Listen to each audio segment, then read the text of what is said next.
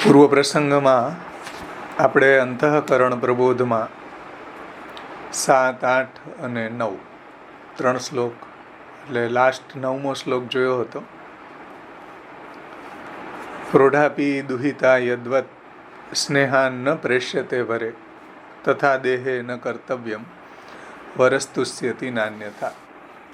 પોતાના બધા કાર્યોમાં સમર્થ થયેલી યુવાન થયેલી દીકરીને સ્નેહ વસાત એને શ્રમ પડશે, એને પતિનું કાર્ય કરવામાં ક્લેશ થશે એવા ભયથી એને પતિની પાસે મોકલવામાં ન આવે તો પતિ સંતુષ્ટ થતો નથી.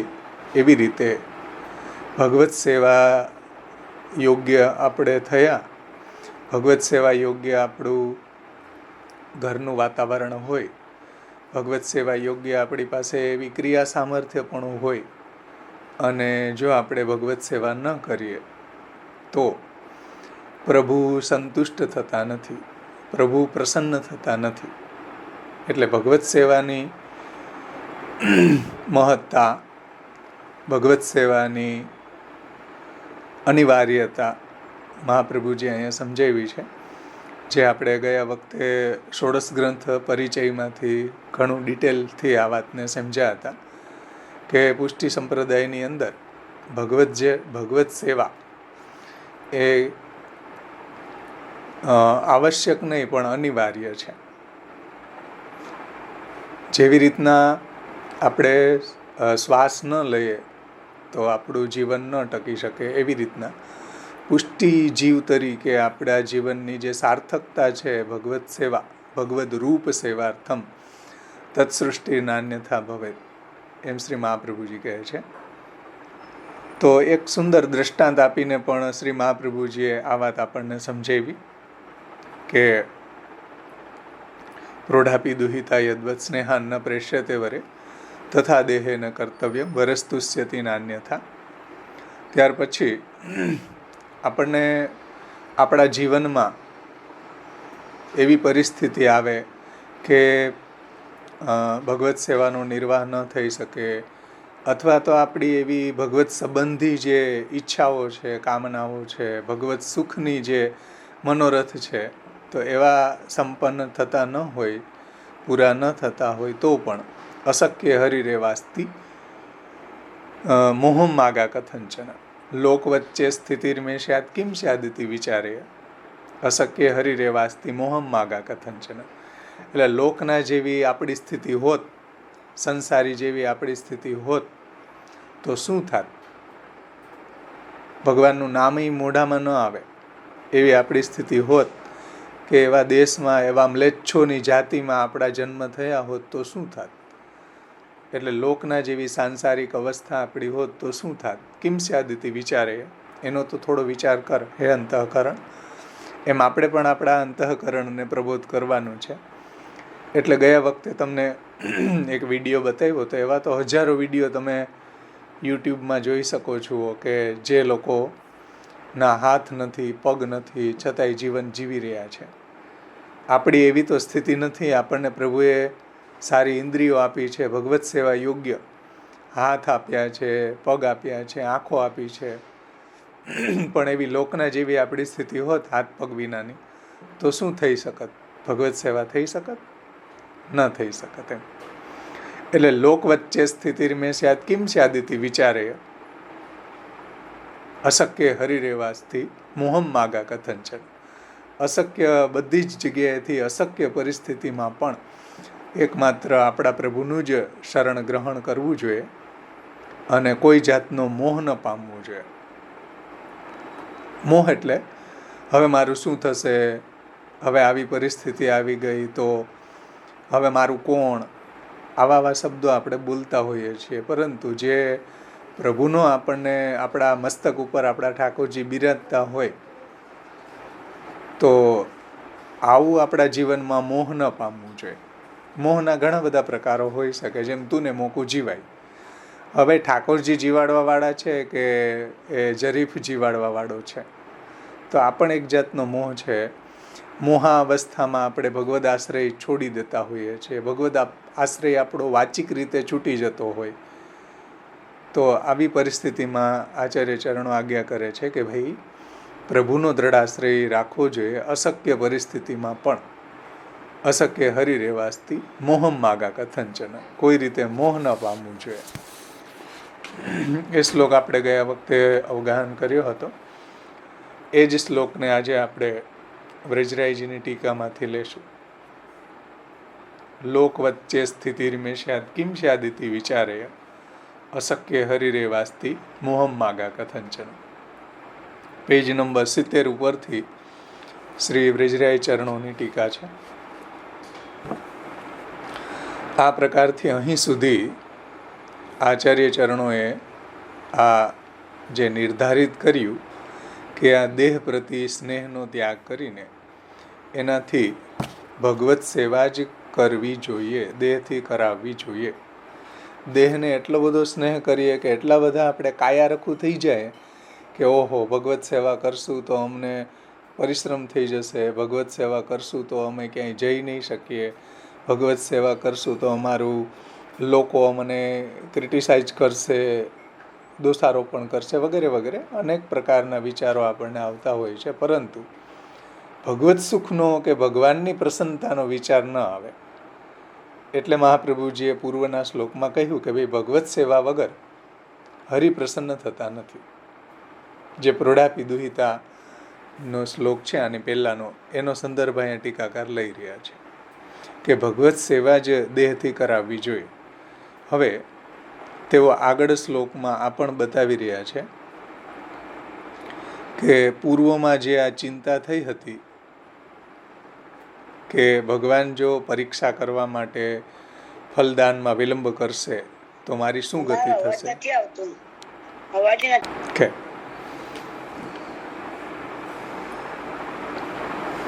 તો ફલદાનમાં વિલંબ થશે તો મારી શું ગતિ થશે, એવી ચિંતા થવી પણ ગુણરૂપ જ છે.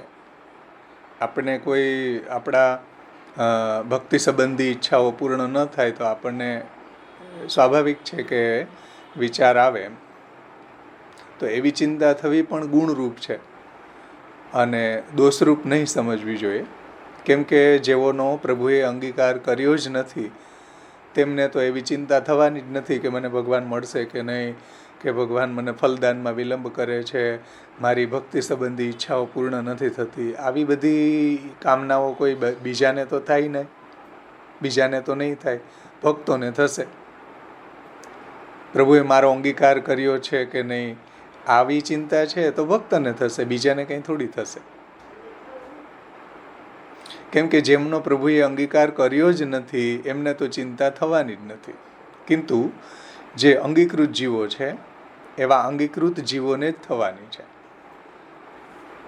તો આ વાત ઉપર વિશ્વાસ દ્રઢ કરવા માટે ભગવત ધર્મોનો અહીંયા પરિચય બતાવવાવાળા બીજા દૃષ્ટાંતને કહી રહ્યા છે કે ભગવત સેવા વગર બધું કાંઈ વ્યર્થ જ છે. એ તેઓ લોક વચ્ચે સ્થિતિર્મે સ્યાદ કિમ સ્યાદિતિ વિચારેય ઇત્યાદિ શબ્દોથી કહે છે.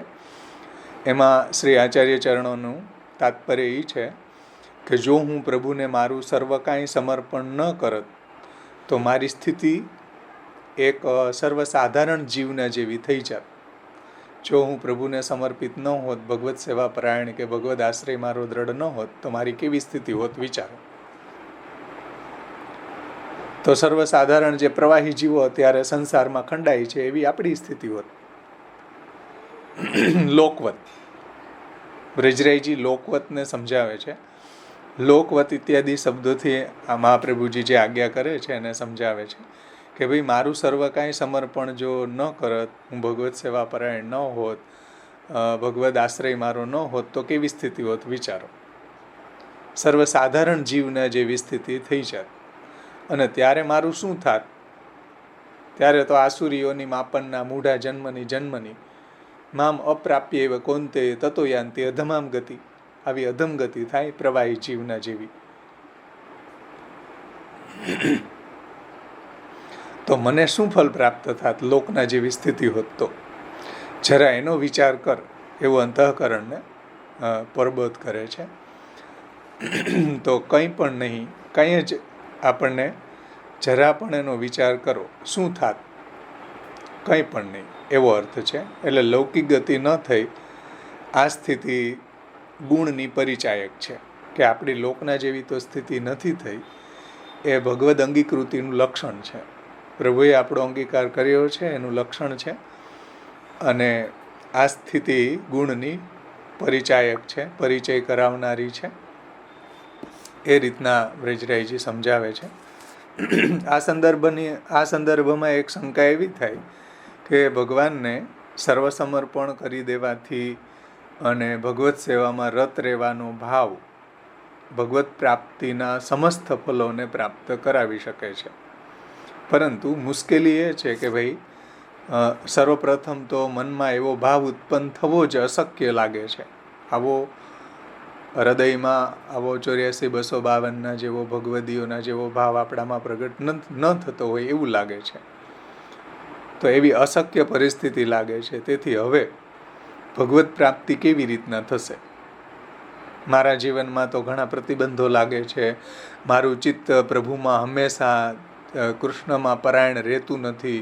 સેવામાં પણ મને બીજા એવા વિચારો આવે છે. આવું આપણને થતું હોય. જે ભગવત સેવા પરાયણ હોય એને એવું લાગે કે જો પેલા ભગવદીઓ છે આપણા 84-252, એને તો પ્રભુમાં એવો નિરોધ સિદ્ધ થયો હતો, કે માનસી સિદ્ધ થઈ હતી, કે એનું ચિત્ત પણ પ્રભુમાં પ્રવણ હતું. મારું તો એવું થતું નથી. હું સંસારમાં આસક્ત છું. મર્યાદા માર્ગ જો મારામાં વૈરાગ્ય નથી, તો હવે મારું શું થશે? આવો વિચાર આવે, સ્વાભાવિક છે, ભક્તને આવે. તો મને ભગવત પ્રાપ્તિ કેવી રીતના થશે? તો આચાર્ય ચરણો આજ્ઞા કરી રહ્યા છે કે ભાઈ, આવી ચિંતાથી જો તમે ભયભીત થતા હોય તો આવી પરિસ્થિતિમાં સમજો કે ભગવાન દયાળુ છે. અશક્ય હરિરેવાસ્તિ મોહમ માગા કથંચન. અશક્ય પરિસ્થિતિમાં અલૌકિક મન સિદ્ધ આપણું નથી થતું.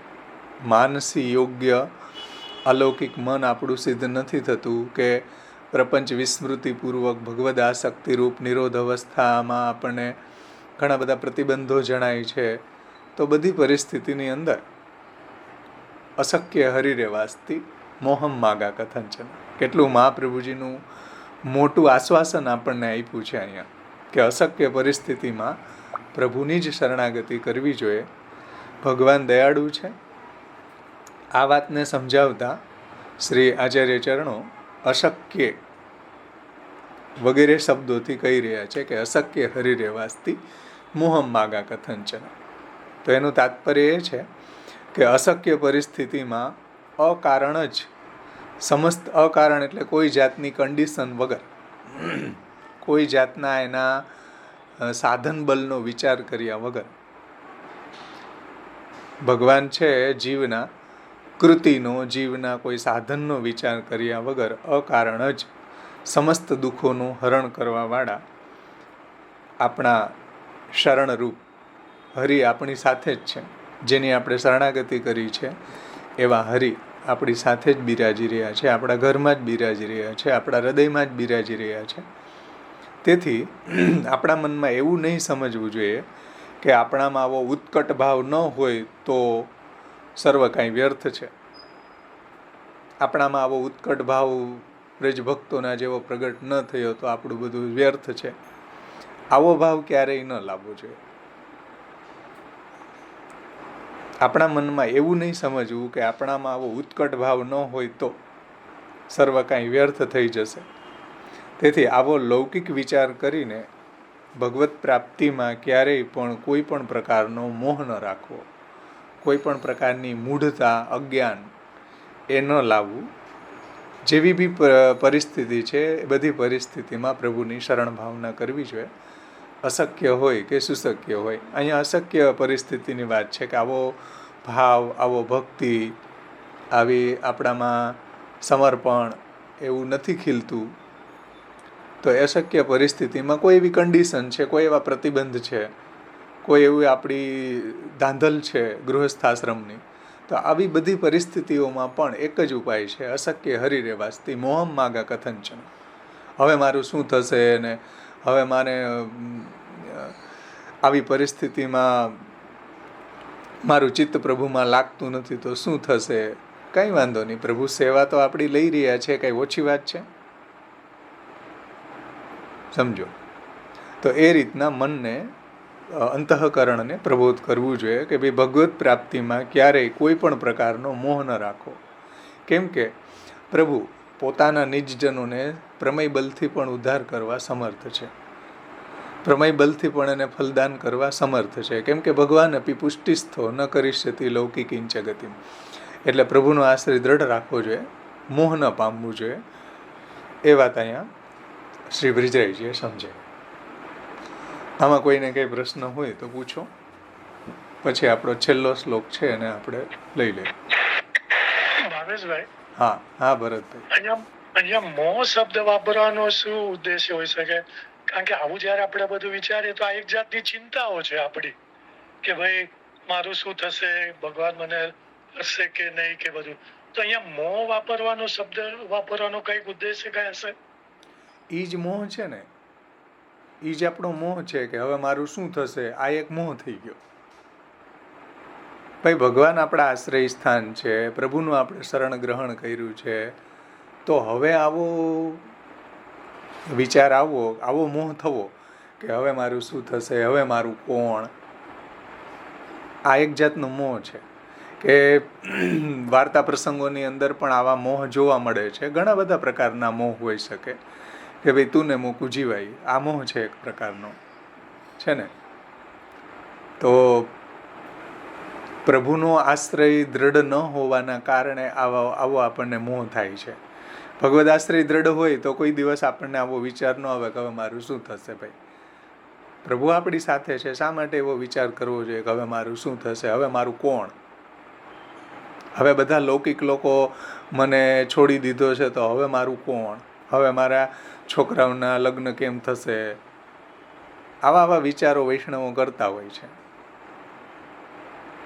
કે હવે હું તો લોકમાં જતો નથી તો હવે મારું કોણ. લોકે મને છોડી દીધો, હું ભગવત સેવા કરું છું તો લોકે મારો ત્યાગ કરી દીધો તો હવે મારું કોણ. આ એક જાતના મોહ છે બધા પ્રકારના. સમજાણું ને? ઘણા બધા પ્રકારના મોહ હોઈ શકે, પણ એ મોહ થવાનું કારણ એ છે કે ભગવદ આશ્રય આપણો દ્રઢ ન હોવાના કારણે આવા મોહ થતા હોય છે. જો ભગવદ આશ્રય આપણો દ્રઢ હોય તો આપણને મોહ ન થાય કોઈ દિવસ. આવો મોહના ઘણા બધા અર્થો છે. અજ્ઞાન છે, આસક્તિ છે, મૂઢતા છે. સમજાણું ને? કે અમારે તો સેવા કરવી છે પણ ગુરુ આજ્ઞા નથી આપતા, એ એક જાતનો મોહ છે. અજ્ઞાન, મૂઢતા.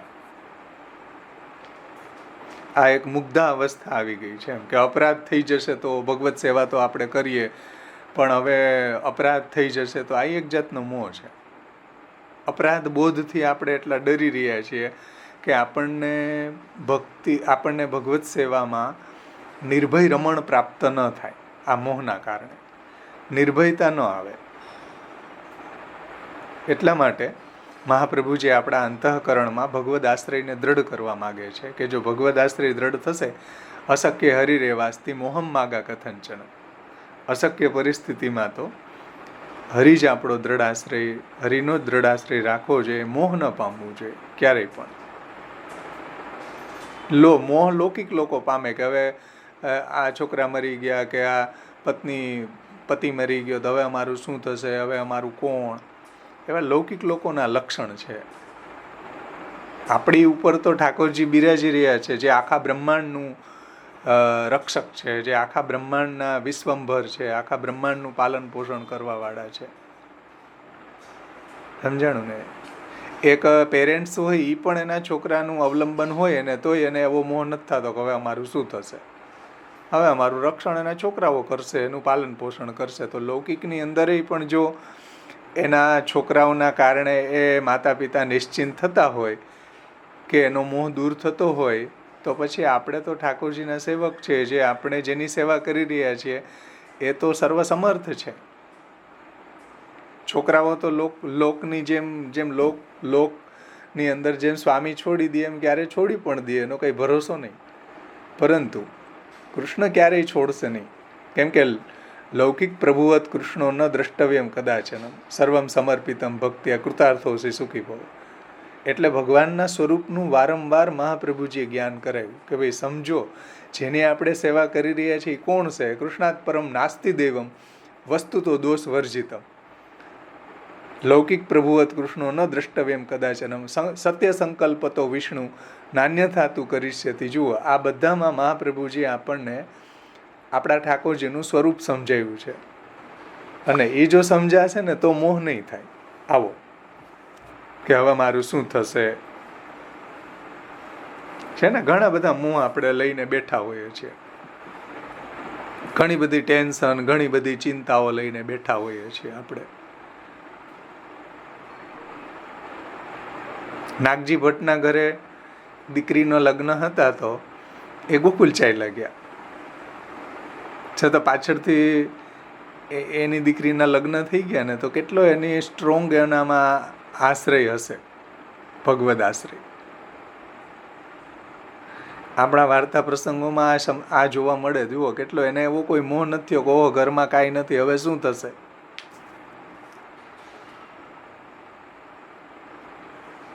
અને આપણા જીવનની અંદર થોડુંક કંઈ દુઃખ આવી પડે, થોડી આપણી કંઈ કામનાઓ પૂર્ણ ન થાય તો આપણને સીધું ઠાકોરજીમાં દોષારોપણ થાય કે ભાઈ હું ભગવત સેવા પરાયણ છું અને પ્રભુએ મારી આ ઈચ્છા મારી પૂર્ણ કેમ ન કરી. જે સાવ પ્રવાહી જીવ છે એના તો ત્રૈવર્ગિક આયસો જે છે, ધર્મ અર્થ કામ કે અર્થ કે કામ, ધર્મ તો કોઈમાં એને આસક્તિ જ નથી, પણ અર્થ અને કામ એ તો બધાયને સિદ્ધ થઈ જાય છે, મારો જ સિદ્ધ નથી થતો.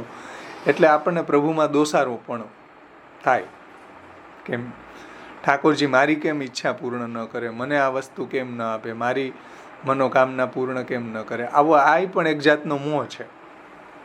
તો નથી થતી તો અશક્ય હરી રહેવાસથી મોહમ માગા કથન છે ને ભાઈ, અશક્ય પરિસ્થિતિ છે, પ્રભુએ એમાં પણ આપણું કંઈક હિત વિચાર્યું છે. કાંઈ વસ્તુ આપણને પ્રભુ આપતા નથી, એમાં પણ ઠાકોરજીએ આપણું કલ્યાણ વિચાર્યું છે. જેમ ભાગવતજીની અંદર ભગવાન કહે છે કે યસ્યાનુગ્રહમ ઈચ્છામિ તદ ધનો હરૌ સને સને. જેની ઉપર હું એવો અનુગ્રહ કરું છું એ વ્યક્તિની, એ ભક્તની જેમાં બી આસક્તિ હોય એ આસક્તિના પદાર્થને હું હરી લઉં છું. જો ધનમાં આસક્તિ હોય તો ધનને હરી લઉં છું. જે બી એને ભક્તિમાં ડિસ્ટર્બ કરનારી જે બી પદાર્થમાં આસક્તિ હોય એને હું હરી લઉં, અને એ ભગવાન હરી લે તો આપણને એમ લાગે કે પ્રભુએ આવું શા માટે કર્યું. હકીકતમાં પ્રભુએ આપણી ઉપર કૃપા જ કરી હોય, પણ આપણને મોહ થઈ જાય એવો કે આવું શા માટે મારા જીવનમાં થયું. આ મોહ છે. એટલે મહાપ્રભુજી કહે છે કે ભાઈ ઠાકોરજીના સ્વરૂપનો વિચાર કરો, સત્ય સંકલ્પ છે, આપણું અન્યથા કરશે જ નહીં. એ લૌકિક સ્વામી જેવા નથી, એ કૃષ્ણાત પરમ નાસ્તિ દેવમ વસ્તુ તો દોષ વર્જિત છે. એટલે તમે મોહ ન પામો, આવા પ્રભુની અંદર દોષારોપણ નહીં કરો, પ્રભુના મહાત્મ્યનો વિચાર કરો, પ્રભુના સ્વરૂપનો વિચાર કરો. પ્રભુ શરણાગત વત્સલ છે, પ્રભુ શરણે આવેલાના દુઃખને હરવાવાળા છે, અને જેમાં આપણું હિત હશે એવું જ કરશે, અન્યથા કરશે જ નહીં.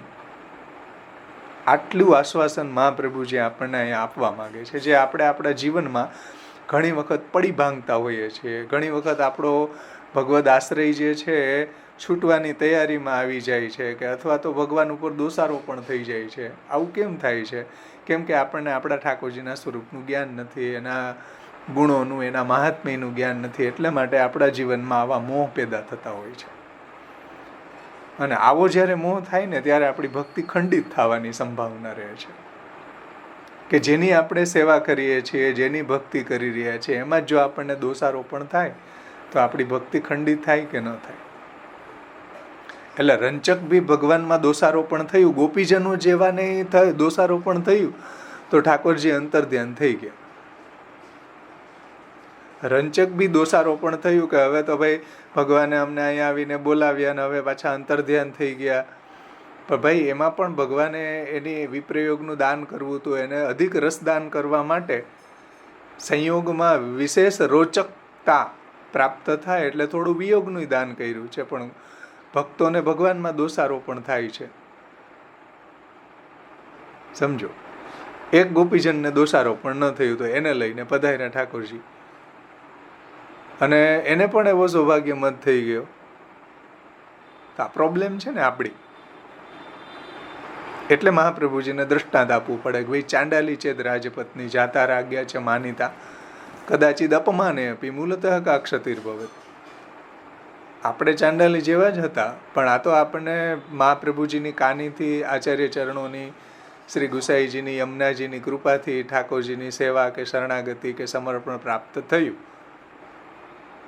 પણ હવે આપણને પ્રભુમાં આવું દોષારોપણ થાય તો પછી મહાપ્રભુજીને ન ગમે.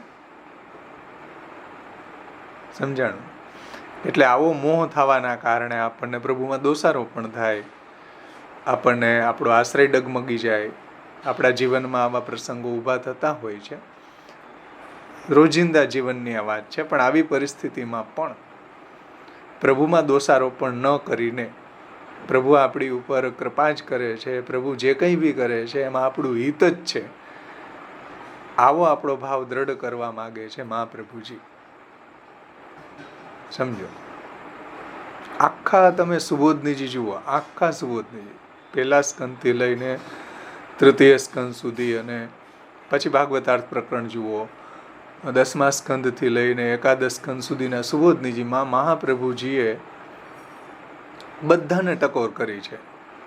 બ્રજભક્તોને ટકોર કરી છે કે આવો ભાવ યોગ્ય નથી. યશોદાજીને ટકોર કરી છે કે આવું પ્રભુ પ્રત્યેનો બિહેવિયર યોગ્ય નથી, વગેરે વગેરે. કોઈ દિવસ મહાપ્રભુજીએ ઠાકોરજીની બાબતમાં એવું ક્યાંય નથી કહ્યું કે ઠાકોરજી આવું કર્યું એ યોગ્ય નથી. એક એટલે એક અક્ષર ન મળે.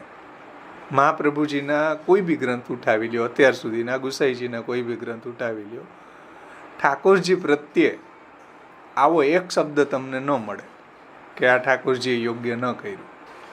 આપણને એવું લાગે, આપણને વારંવાર લાગે એવું કે ઠાકોરજી આ યોગ્ય ન કર્યું. ઠાકોરજીએ આમ કરી દીધું હોત તો શું વાંધો હતો? ઠાકોરજીએ મારી આ ઈચ્છા પૂર્ણ કરી દીધી હોત તો શું એનું ઘટી જવાનું હતું? ઠાકોરજીએ આમ કરી દીધું હોત તો આમ થઈ જાત, તો આમ મારું આ કાર્ય સફળ થઈ જાત. આપણે ઠાકોરજીને સલાહ આપીએ એવા છીએ. સમજો? હા, પ્રોબ્લેમ જુઓ આપણી જીવની. જીવા સ્વભાવ તો દુષ્ટા છે ને. પણ મહાપ્રભુજી ગુસાઈજીની વાણીને આપણે જ્યારે કન્સલ્ટ કરીએ ને, મહાપ્રભુજી ગુસાઈજીની વાણીને આપણે અવગાહનને અધ્યયન કરીએ ને, ત્યારે આપણને આ સમજાય કે ઠાકોરજી પ્રત્યે કોઈ દિવસ કોઈ બી બાબતમાં જ્યાં જ્યાં બી એવા પ્રસંગો ઊભા થયા છે ને, ત્યાં પણ મહાપ્રભુજીએ સ્તુતિ પક્ષ લીધો છે.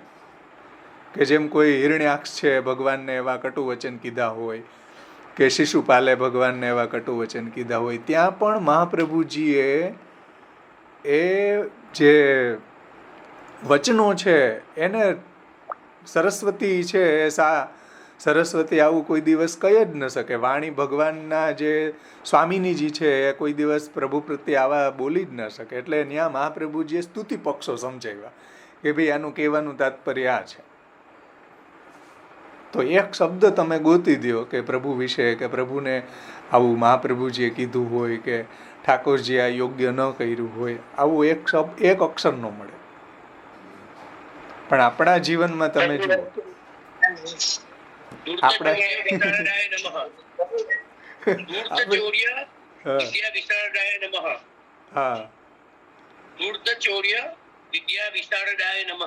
હા, ચૌર્યાદિ વિદ્યા વિશારદાય નમઃ. રાઈટ, બહુ સરસ. હા જુઓ, એને એપ્રિશિએટ કર્યું છે મહાપ્રભુજીએ. હા, કે ભાઈ ચોરીની, ચૌર્ય શાસ્ત્રમાં, ચૌર્ય શાસ્ત્ર છે આપણે ત્યાં. આપણું કેટલું શાસ્ત્ર સમૃદ્ધ છે, ચૌર્ય શાસ્ત્ર પણ છે. ચૌર્યાદિ વિદ્યા વિશારદાય નમઃ, ધૂર્ત ચરિત્રાય નમઃ. લ્યો, હવે ક્યાં જવું? ચૌર્ય વિદ્યા વિશારદાય નમઃ. ચૌર્ય વિદ્યામાં પ્રભુ વિશારદ છે, એવા પ્રભુને વંદન. મહાપ્રભુજી એપ્રિશિએટ કરે છે. હા, મહાપ્રભુજી એને એપ્રિશિએટ કરે છે કે નહીં, આવા ઠાકોરજીને વંદન. આવી લીલા પણ કરવા.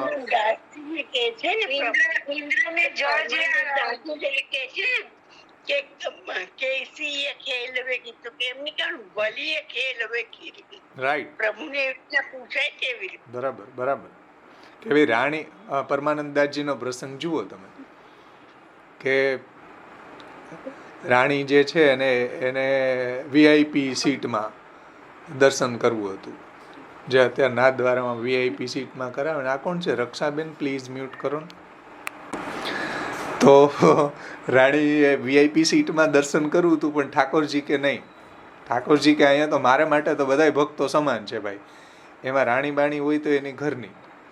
એટલે શ્રીનાથજીએ દરવાજા ખોલી નાખ્યા જ્યારે વીઆઈપી સીટમાં દર્શન કરતી હતી રાણી. એને કારણે બધી ભીડ આવી ગઈ એની ઉપર. તો પરમાનંદાજી દર્શન ત્યારે બરોબર કીર્તન કરતા હતા અને એને કહ્યું કે ભાઈ શ્રીનાથજીનું આવું દર્શન એને થયું કે શ્રીનાથજીએ દરવાજો ખોલી દીધો. એટલે એને કહ્યું કે કોણ યહ ખેલવે કી બાની. તો શ્રી મહાપ્રભુજી બરજે. જુઓ, ઠાકોરજી ઉપર કાંઈ બી વાત આવે ને, મહાપ્રભુજી બરજે. એમ આપણને બરજતા જશે હો. જ્યારે આપણે ઠાકોરજી ઉપર દોષારોપણ કરતા આવીશું ને, ત્યારે મહાપ્રભુજી આપણને બરજતા જ હોવા જોઈએ. બરજ જ છે કે ऐसे મત કહો, ऐसे કહો ભલી અખેલવે કી બાની. બહુ સારું થયું ભાઈ, બહુ સારી રમત, બહુ સારી રમવાની આ ક્રીડાની રીત છે. તો મહાપ્રભુજી બરજે, કોણ યહ ખેલવે કી બાની, ऐसे મત બોલો. મદન ગોપાલ રાખત નહીં કાહું કી કાની, ભલી અખેલવે કી બાની. તો આ જુઓ મૂડ છે, પ્રભુના સ્વરૂપને કઈ રીતે એન્જોય કરવું, પ્રભુના ગુણોને કઈ રીતના એન્જોય કરવા. એમ કેટલી પોઝિટિવ મહાપ્રભુજીની થિંકિંગ છે. આ આપણા જીવનમાં ખીલાવવા માગે છે મહાપ્રભુજી અંતઃકરણ પ્રબોધ દ્વારા, કે પ્રભુના સ્વરૂપનો વિચાર કરીને, જીવના સ્વરૂપનો વિચાર કરીને. એટલે મહાપ્રભુજીએ તો પ્રભુને એપ્રિશિએટ કર્યા છે. જુઓ, ચૌર્ય વિદ્યા વિશારદાય નમઃ, ધૂર્ત ચરિત્રાય નમઃ. ઠાકોરજી એવી ધૂર્ત લીલાય કરી. તો ધૂર્ત ચરિત્ર કરવા વાળા ભગવાનને વંદન. એપ્રિશિએટ કર્યા છે, ધૂર્ત ચરિત્રોને એપ્રિશિએટ કર્યા છે. સમજાણું ને? વિષ્ણુપાલે જયારે ઠાકોરજીને 100 ગાળો દીધી તો આપણે એને સ્તુતિ સમજવાની. હા, મહાપ્રભુજીએ એને જુઓ સ્તુતિ પક્ષમાં સમજાવ્યું. મહાપ્રભુજીએ એનો સ્તુતિ પક્ષ લીધો છે. જેવી રીતના હિરણ્યાક્ષે ઇન્દ્રએ જયારે અતિવૃષ્ટિ કરી ત્યારે પણ એમ સમજાય છે કે આટલો બધો ભોગ આનો ગયા ઠાકોરજી, તો જલની સેવા ઇન્દ્રએ કરી. એ રીતે કીર્તનમાં આવે છે ને. હા, એટલે બધી જગ્યાએ તમે જુઓ, હિરણ્યાક્ષ જ્યારે ભગવાનને કહ્યું, હિરણ્યાક્ષનું તૃતીય સ્કંધમાં જુઓ. આ તો શિશુપાલ હિરણ્યાક્ષને ભગવાનનું યુદ્ધ વખતે તમે જુઓ, તૃતીય સ્કંધમાં જુઓ. હિરણ્યાક્ષ જે જ્યારે ભગવાનની સામે લડવા આવ્યો ત્યારે એને ઘણા શબ્દો એવા કહ્યા છે, ઊભો રે ઊભો રે, મારી સાથે યુદ્ધ કર્યા વગર ક્યાં ભાગી જાય છે. એને ઘણા બધા એવા શબ્દો કહ્યા. મહાપ્રભુજી એનો સ્તુતિ પક્ષ સમજાવ્યો કે ભાઈ હે પ્રભુ, તમે ઊભા રહ્યો, મારા ઉદ્ધાર કર્યા વગર ક્યાં પધારો છો. જુઓ, મહાપ્રભુજી એનો સ્તુતિ પક્ષ સમજાવ્યો કે ભાઈ તમે ઊભા રહ્યો થોડી વાર, મારો ઉદ્ધાર કરીને તો જાઓ, નહીંતર આમાં મારે આ સૂર્યોનીમાં ખંડાવાનું રહેશે, હિરણ્યાક્ષની યોનીમાં. કેટલા સુમધુર ત્યાં સ્તુતિ પક્ષ મહાપ્રભુજીએ સમજાવ્યો છે. તમે તૃતીય સ્કંદ વાંચો. કોઈ બી જગ્યાએ કોઈ બી અસુરો જ્યારે ભગવાનને વિશે આવા શબ્દો કહે ને, બાલિશ વાચાલ એવા શબ્દો ઇન્દ્ર બી વાપરે છે જ્યારે બલી પ્રભુ એ બાજુ ડાયવર્ટ કરે છે ત્યારે એક એક શબ્દનું એટલું સુંદર વિશ્લેષણ કર્યું છે ને સુબોધિનીજીમાં કે આપણને કે પ્રભુ કેટલું પોઝિટિવ લે છે. હા, મહાપ્રભુજીની જુઓ થિંકિંગ જુઓ, પ્રભુ પ્રત્યેનો એની ભક્તિ જુઓ, મહાપ્રભુજીનો પ્રભુ પ્રત્યેનો મૂડ જુઓ. એ આપણે સુબોધનીજીમાં જોઈએ ને મજા આવી જાય, નસો આવી જાય, એમ કે વાહ, આપણને પણ કોઈ દિવસ ઠાકોરજીમાં દોષારોપણ કરવાની ઈચ્છા ન થાય. આ બહુ જરૂરી છે, કારણ કે પ્રભુમાં દોષારોપણ થાય એ મહાપ્રભુજીને પસંદ નથી. એટલે મહાપ્રભુજીએ ઠાકોરજીનું સ્વરૂપ આપણને સમજાવ્યું છે કે ભાઈ બધી પરિસ્થિતિમાં પ્રભુ આપણું હિત જ કરે છે. સત્ય સંકલ્પતો વિષ્ણુ નાન્યથા તું કરિષ્યતિ, લૌકિક પ્રભુવત કૃષ્ણો ન દ્રષ્ટવ્યમ કદાચનમ, સર્વમ સમર્પિતમ ભક્ત્યા કૃતાર્થોસી સુખી ભવ. ચિત્તમ પ્રતિ યદાકરણીય ભક્તો નિશ્ચિંતતામ વ્રજેત. મારું આ વાક્ય સાંભળશો તોય નિશ્ચિંત થઈ જતો. કેવું કેવું આશ્વાસન આપણા આચાર્ય ચરણોએ આપણને આપેલું. અક્લિષ્ટ કર્મ કેટલી બધી વખત કે છે. હા અક્લિષ્ટ કર્મ છે પ્રભુ. હા, અક્લિષ્ટ કર્મ છે, ક્લેશ વગર કર્મ કરવા વાળા છે, ભક્તોનું તો કલ્યાણ જ કરવા વાળા છે. પણ આપણને જીવ બુદ્ધિથી આ જે આપણને પ્રભુમાં જે દોષારોપણ થાય છે કે પ્રભુમાં જે અન્યથા બુદ્ધિ થાય છે કે આપણને જે મોહ થઈ જાય છે કે હવે મારું શું થશે, હવે મારું કોણ, આ મહાપ્રભુજીને પસંદ નથી. એટલે મહાપ્રભુજીની એટલે ભાવેશભાઈ પછી તરત બીજું નામ આપી દીધું કે વત્સલો, નૈષ્ઠુર્ય સીમા પ્રહલાદો વત્સલો, ભક્ત વત્સલો, નૈષ્ઠુર્ય સીમા પ્રહલાદો ભક્ત વત્સલો. બધાએ તરત જ બીજું ત્યારથી નામ આપી દીધું. નૈષ્ઠુર્ય સીમા પ્રહલાદ કીધું. હા બરાબર, ભક્ત વત્સલો. હા બોલો નીતાબેન. એટલે પ્રભુ ભક્ત મનોરથ પૂરકાય તો છે જ, પણ તમારે એટલે એમનું મહાત્મ્ય અને સ્વરૂપ જ્ઞાન હશે દ્રઢ અને શરણાગતિ એ રીતે સ્વીકારી છે તો જરા બી મોહ કરવાની આવશ્યકતા જ નથી, એટલે જરૂર જ નથી એમ. શ્યોર, પ્રભુ આપણું રક્ષણ કરે છે, પ્રભુ આપણું હિત જ કરે છે, પણ આપણને રિઝલ્ટનું જ્ઞાન ન હોય એટલે જીવ સ્વભાવવશ આપણને દોષારોપણ થઈ જાય ભાઈ. પરંતુ મહાપ્રભુજી આપણને પ્રભુનો સ્વભાવ સમજાવે છે, પ્રભુનું સ્વરૂપ સમજાવે છે, પ્રભુનું મહાત્મ્ય સમજાવે છે કે તમે પહેલાં પ્રભુનું મહાત્મ્ય, સ્વરૂપ, એના ગુણો સમજો તો કોઈ દિવસ આવો વિચાર નહીં આવે કે પ્રભુ આપણું બધી બાબતોમાં હિત જ કરતા હશે. જે ઓલું પ્લેન ક્રેશ થયું એમાં એક લેડીઝ જે છે ને એ મોડી પડી. જુઓ, એ પ્લેન ક્રેશની અંદર કેટલા માણસો મરી ગયા, એ લેડીઝને અંદર એન્ટર જ ન થવા દીધી મોડી થવાના કારણે. ટ્રાફિકના લીધે 200 જણા ગયા પણ એટલી જ બચી. હવે ઈ માનો કે એની જગ્યાએ આપણે હોત, વિચારો તમે, થોડુંક વિચારો, એની જગ્યાએ આપણે હોત તો કેટલું ભગવાન ઉપર દોષારોપણ કરી દીધું હોત કે હવે ઠાકોરજીએ આવું મોડું કરાવ્યું ને આવું કરાવ્યું ને એની બુદ્ધિ પ્રેરવી દીધી હોત તો ઓલા લોકોની, ઓફિસરોની, મને હવે 5 મિનિટમાં મોડામાં શું થઈ જવાનું હતું, પ્રભુ મારી ઉપર નિષ્ઠુર થઈ ગયા છે, ઘણું બધું આપણને વિચારો આવી જાય. પણ એ કેટલી વિચારો, કેટલી મિનિટ, અડધી કલાક પછી એ લેડીઝ હતી ને, કોણ હતી? હા બરાબર છે, એ લેડીઝ હતી. એટલે આપણે ફ્રેક્શન ઓફ સેકન્ડમાં આપણા વિચારો ક્યાંય ના ક્યાંય પહોંચી જાય, પણ જ્યારે એનું ફળ એટલે પછી વિચાર આવે ત્યારે, હવે પ્લેન ક્રેશ થયું તો એમાં એને પછી વિચાર આવે ને કે હું એકલી બચાવનાર તો પ્રભુ જ છે. હા, એટલે આમાં હું ન ગઈ એમાં મારું હિત હતું કે નહીં? હા હા, 100%.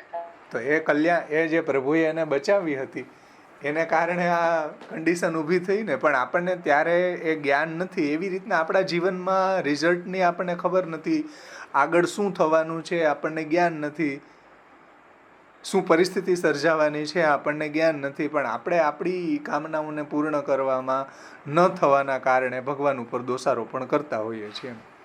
પણ ભગવાન બધું જાણે છે આપણું શું થવાનું છે, ભગવાન આપણું હિત જ કરે છે, આપણી કામના પૂર્ણ ન થવામાં પણ આપણું હિત જ છુપાયેલું છે, પણ આપણે નથી જાણતા. મહાપ્રભુજીને ઠાકોરજી જાણે છે, એટલે મહાપ્રભુજી આપણને ઠાકોરજીનો સ્વભાવ સમજાવે છે કે ભાઈ ઠાકોરજીનું સ્વરૂપ આવું છે, એનો સ્વભાવ આવો છે. આપણને અત્યારે એના સ્વરૂપનું જ્ઞાન ન હોય એટલે આપણને પ્રભુમાં દોષારોપણ થાય. પ્રભુમાં દોષારોપણ થાય તો આપણી ભક્તિ ખંડિત થાય. એટલે આચાર્ય ચરણો ગીતાજીમાં બી કીધું છે ને કે જે થયું, જે થવાનું અને જે થઈ રહ્યું છે એ બધું સારા માટે જ થઈ રહ્યું છે એમ, એટલે જીવના હિતમાં જ હોય એમ. વિવેકસ્તુ હરિ સર્વમ નિજેચ્છાત કરિષ્યતિ. પણ આ બધું એટલે જ સમજાવવું પડે કે જીવ છે ને ભૂલી જાય થોડી વાર.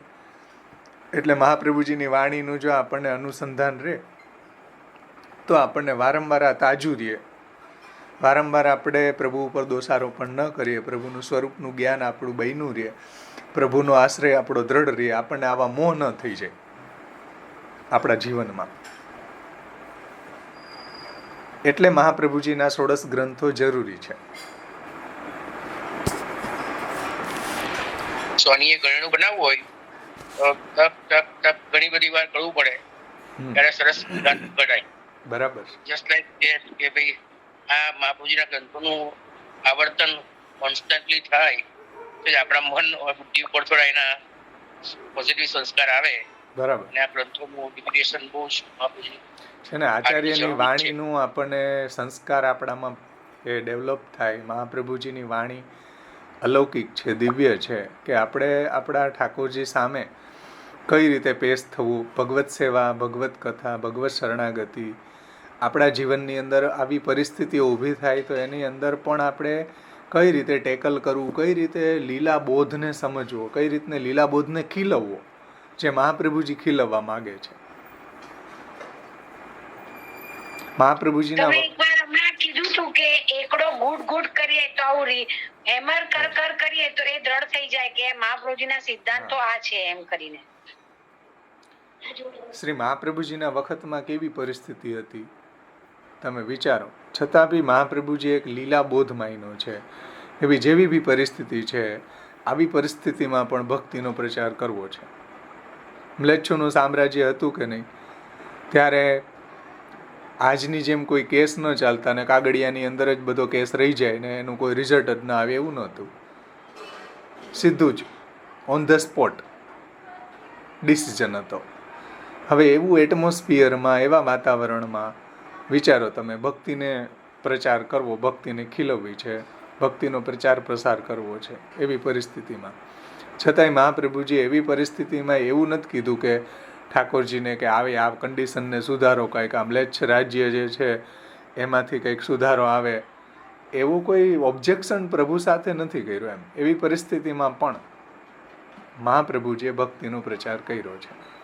જેવી એક લીલાનો જે આખો હેંગઓવર મહાપ્રભુજીમાં એટલો બધો હાવી છે કે બધી પરિસ્થિતિમાં મહાપ્રભુજી કૃષ્ણની લીલાને જ જુએ છે અને એ આપણામાં ખીલવવા માગે છે કે આ એક પ્રભુની લીલા છે, એક લીલા વિલાસ છે. સમજાણું ને? બધી પરિસ્થિતિમાં ચિત્તોદ્વેગમ વિધાય આપી હરિર્યદ્યત કરિષ્યતિ તથૈવ તસ્ય લીલેતિ મત્વા ચિંતા ધૃતમ તેજત. આપણામાં લીલાનો બોધ નથી એટલે આપણને ઓબ્જેક્શન લાગે છે કે નહીં, આવું કેમ કર્યું, આવું શા માટે થયું, હું સેવા કરું છું, હું ભક્ત છું. પ્રવાહી જીવો છે એના તો કામ ને એને તો અર્થ સિદ્ધ થઈ જાય છે, મારા કામ ને અર્થ સિદ્ધ કેમ નથી થતા, વગેરે વગેરે કેટલી બધી પ્રોબ્લેમ, કેટલા બધા ઓબ્જેક્શન આપણે ઉઠતા હોય છે. ને મહાપ્રભુએ તો કેટલી બધી પ્રતિકૂળ પરિસ્થિતિમાં રહીને અને દેવીજનોને શોધી શોધીને તારા છે. હા, પ્રતિકૂળ પરિસ્થિતિમાં પણ મહાપ્રભુજી કેટલી સ્ટ્રગલ કરી છે દૈવોદ્ધાર માટે, દૈવી જીવોના ઉદ્ધાર માટે.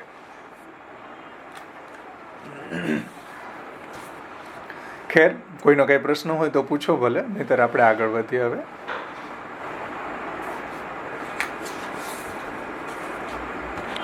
કેટલો ઇમ્પોર્ટન્સ છે જુઓ અંતઃકરણ પ્રબોધ. અંતઃકરણને પ્રબોધ કરવું કેટલું જરૂરી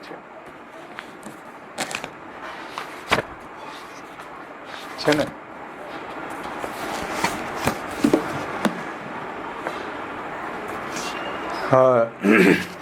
આ શ્લોક અશક્ય હરિરેવાસથી મોહમ માગા કથનચનમમાં હરિરાયજી શું રઘુનાથજી આપશ્રી અહીં આજ્ઞા કરી રહ્યા છે કે ભાઈ આપણાથી અસાધ્ય બધી જ પરિસ્થિતિઓમાં બધા જ પ્રકારથી હરિ જ આપણું શરણ છે. આ વાત બુદ્ધિમાં ધારણ કરી લો અને એમાં કોઈ પ્રકારની દ્વિધા ન રાખો, દ્વિધા ન રાખો. હે ને? રઘુનાથજી પણ એમ જ કહે છે કે ભાઈ બધી પરિસ્થિતિમાં બધા જ પ્રકારથી હરિ જ આપણું શરણ છે, હરિ જ આપણા રક્ષક છે, એટલે મોહ નહીં પામો. અને હરિ સર્વસમર્થ છે એટલે મોહ નહીં પામો. કોઈ આપણે અસમર્થનો આશ્રય કરીને નથી બેઠા. કોઈ આપણે જે અસમર્થ કે કોઈ માયકાંગલું હોય એનો આપણે સેવા નથી કરતા. જે સર્વસમર્થ છે, સર્વેશ્વરશ્ચ સર્વાત્મા છે, જે સર્વના ઈશ્વર છે, સર્વના આત્મા છે, સર્વ આપવાય સમર્થ છે, એનું આપણે શરણાગતિ કરી છે, એની આપણે સેવા કરીએ છીએ, એને સમર્પણ કર્યું છે. એટલે એના સ્વરૂપનો વિચાર મહાપ્રભુજી અહીંયા આપણને કરે છે, એનું સ્વરૂપ સમજાવે છે કે સત્ય સંકલ્પ છે, લૌકિક સ્વામી જેવા નથી, સર્વસમર્થ છે, એનાથી શ્રેષ્ઠ કોઈ દેવી દેવતા તત્વ નથી.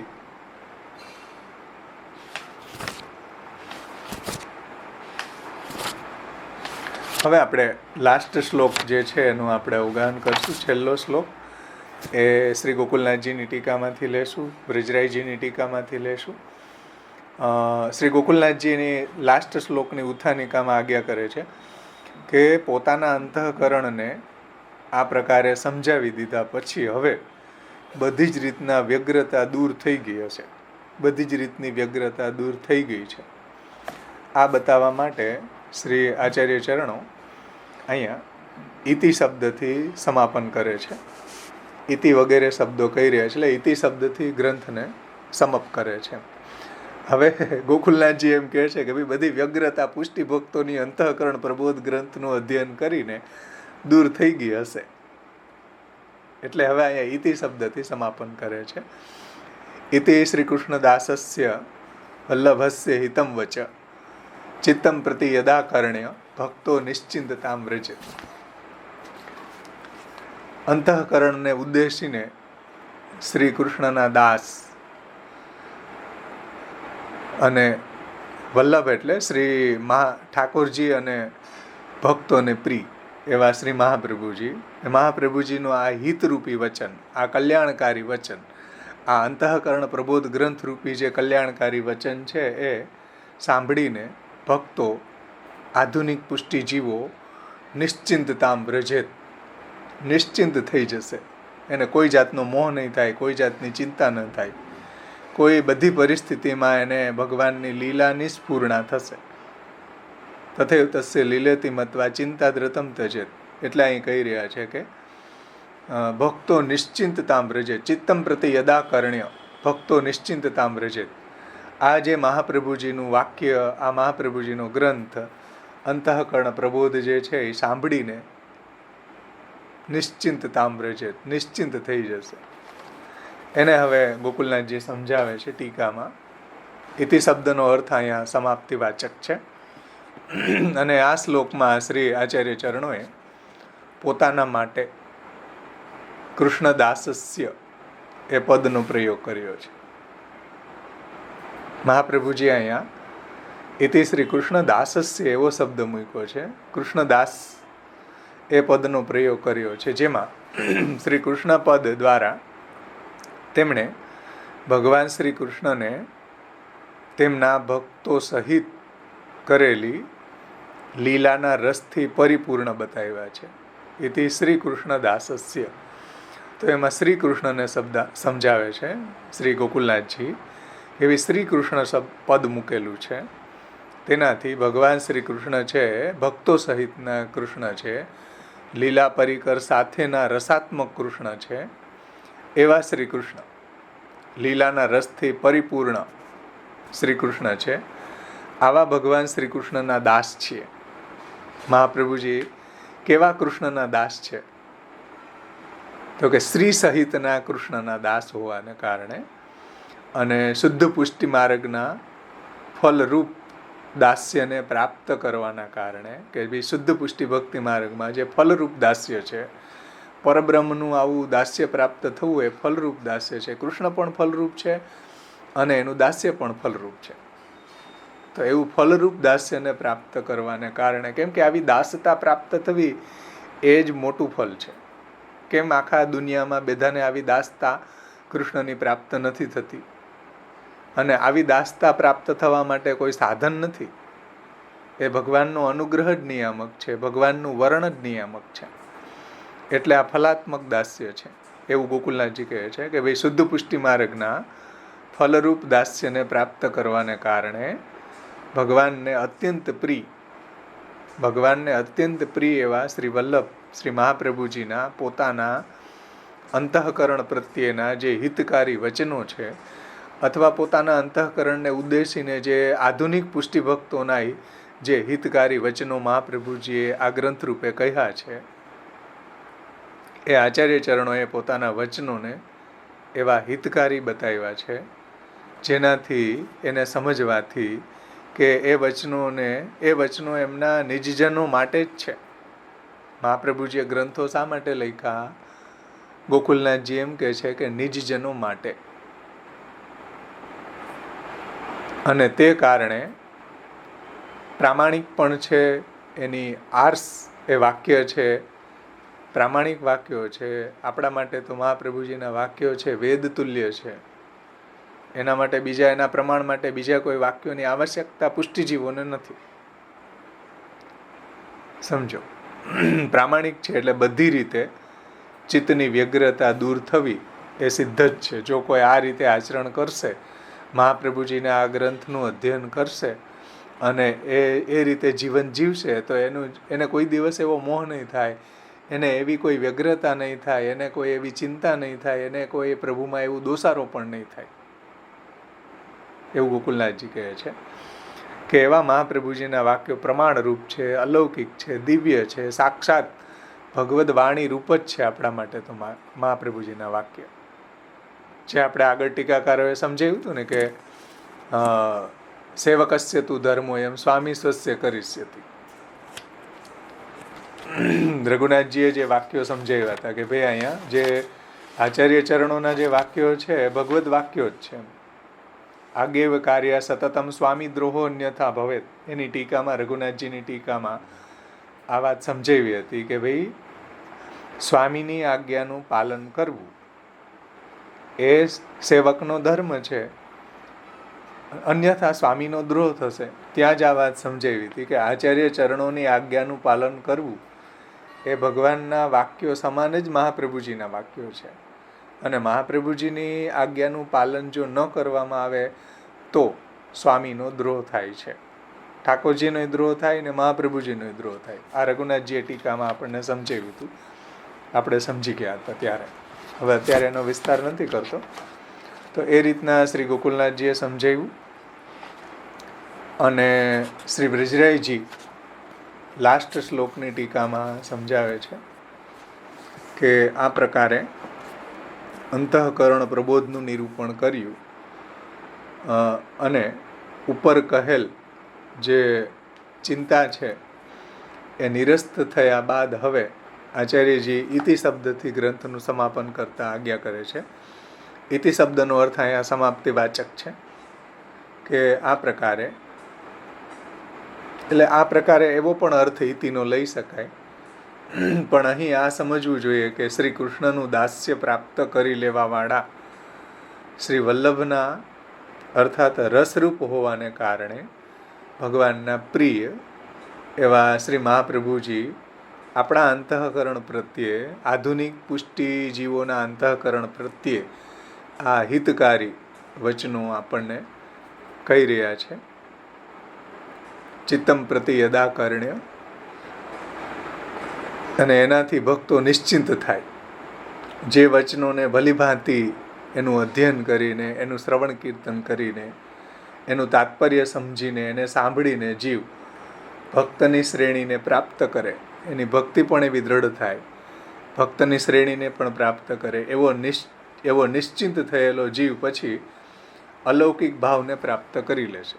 અને આવી જો નિશ્ચિંતતા આપણા જીવનમાં આવી ગઈ પછી આપણને એવો અલૌકિક ભાવ સિદ્ધ થશે. કેમ કે જ્યાં સુધી એવી ચિંતા, ઉદ્વેગ, મોહ, અજ્ઞાન, મૂઢતા, ભગવાનમાં દોષારોપણ એવું જ્યાં સુધી રહેશે ત્યાં સુધી એવો ભાવ પ્રાપ્ત નહીં થાય. એવું અહીંયા શ્રી બ્રજરાયજી કહે છે. એટલે ચિત્તમ પ્રતિ યદાકર્ણ્ય ભક્તો નિશ્ચિંતતા વ્રજે.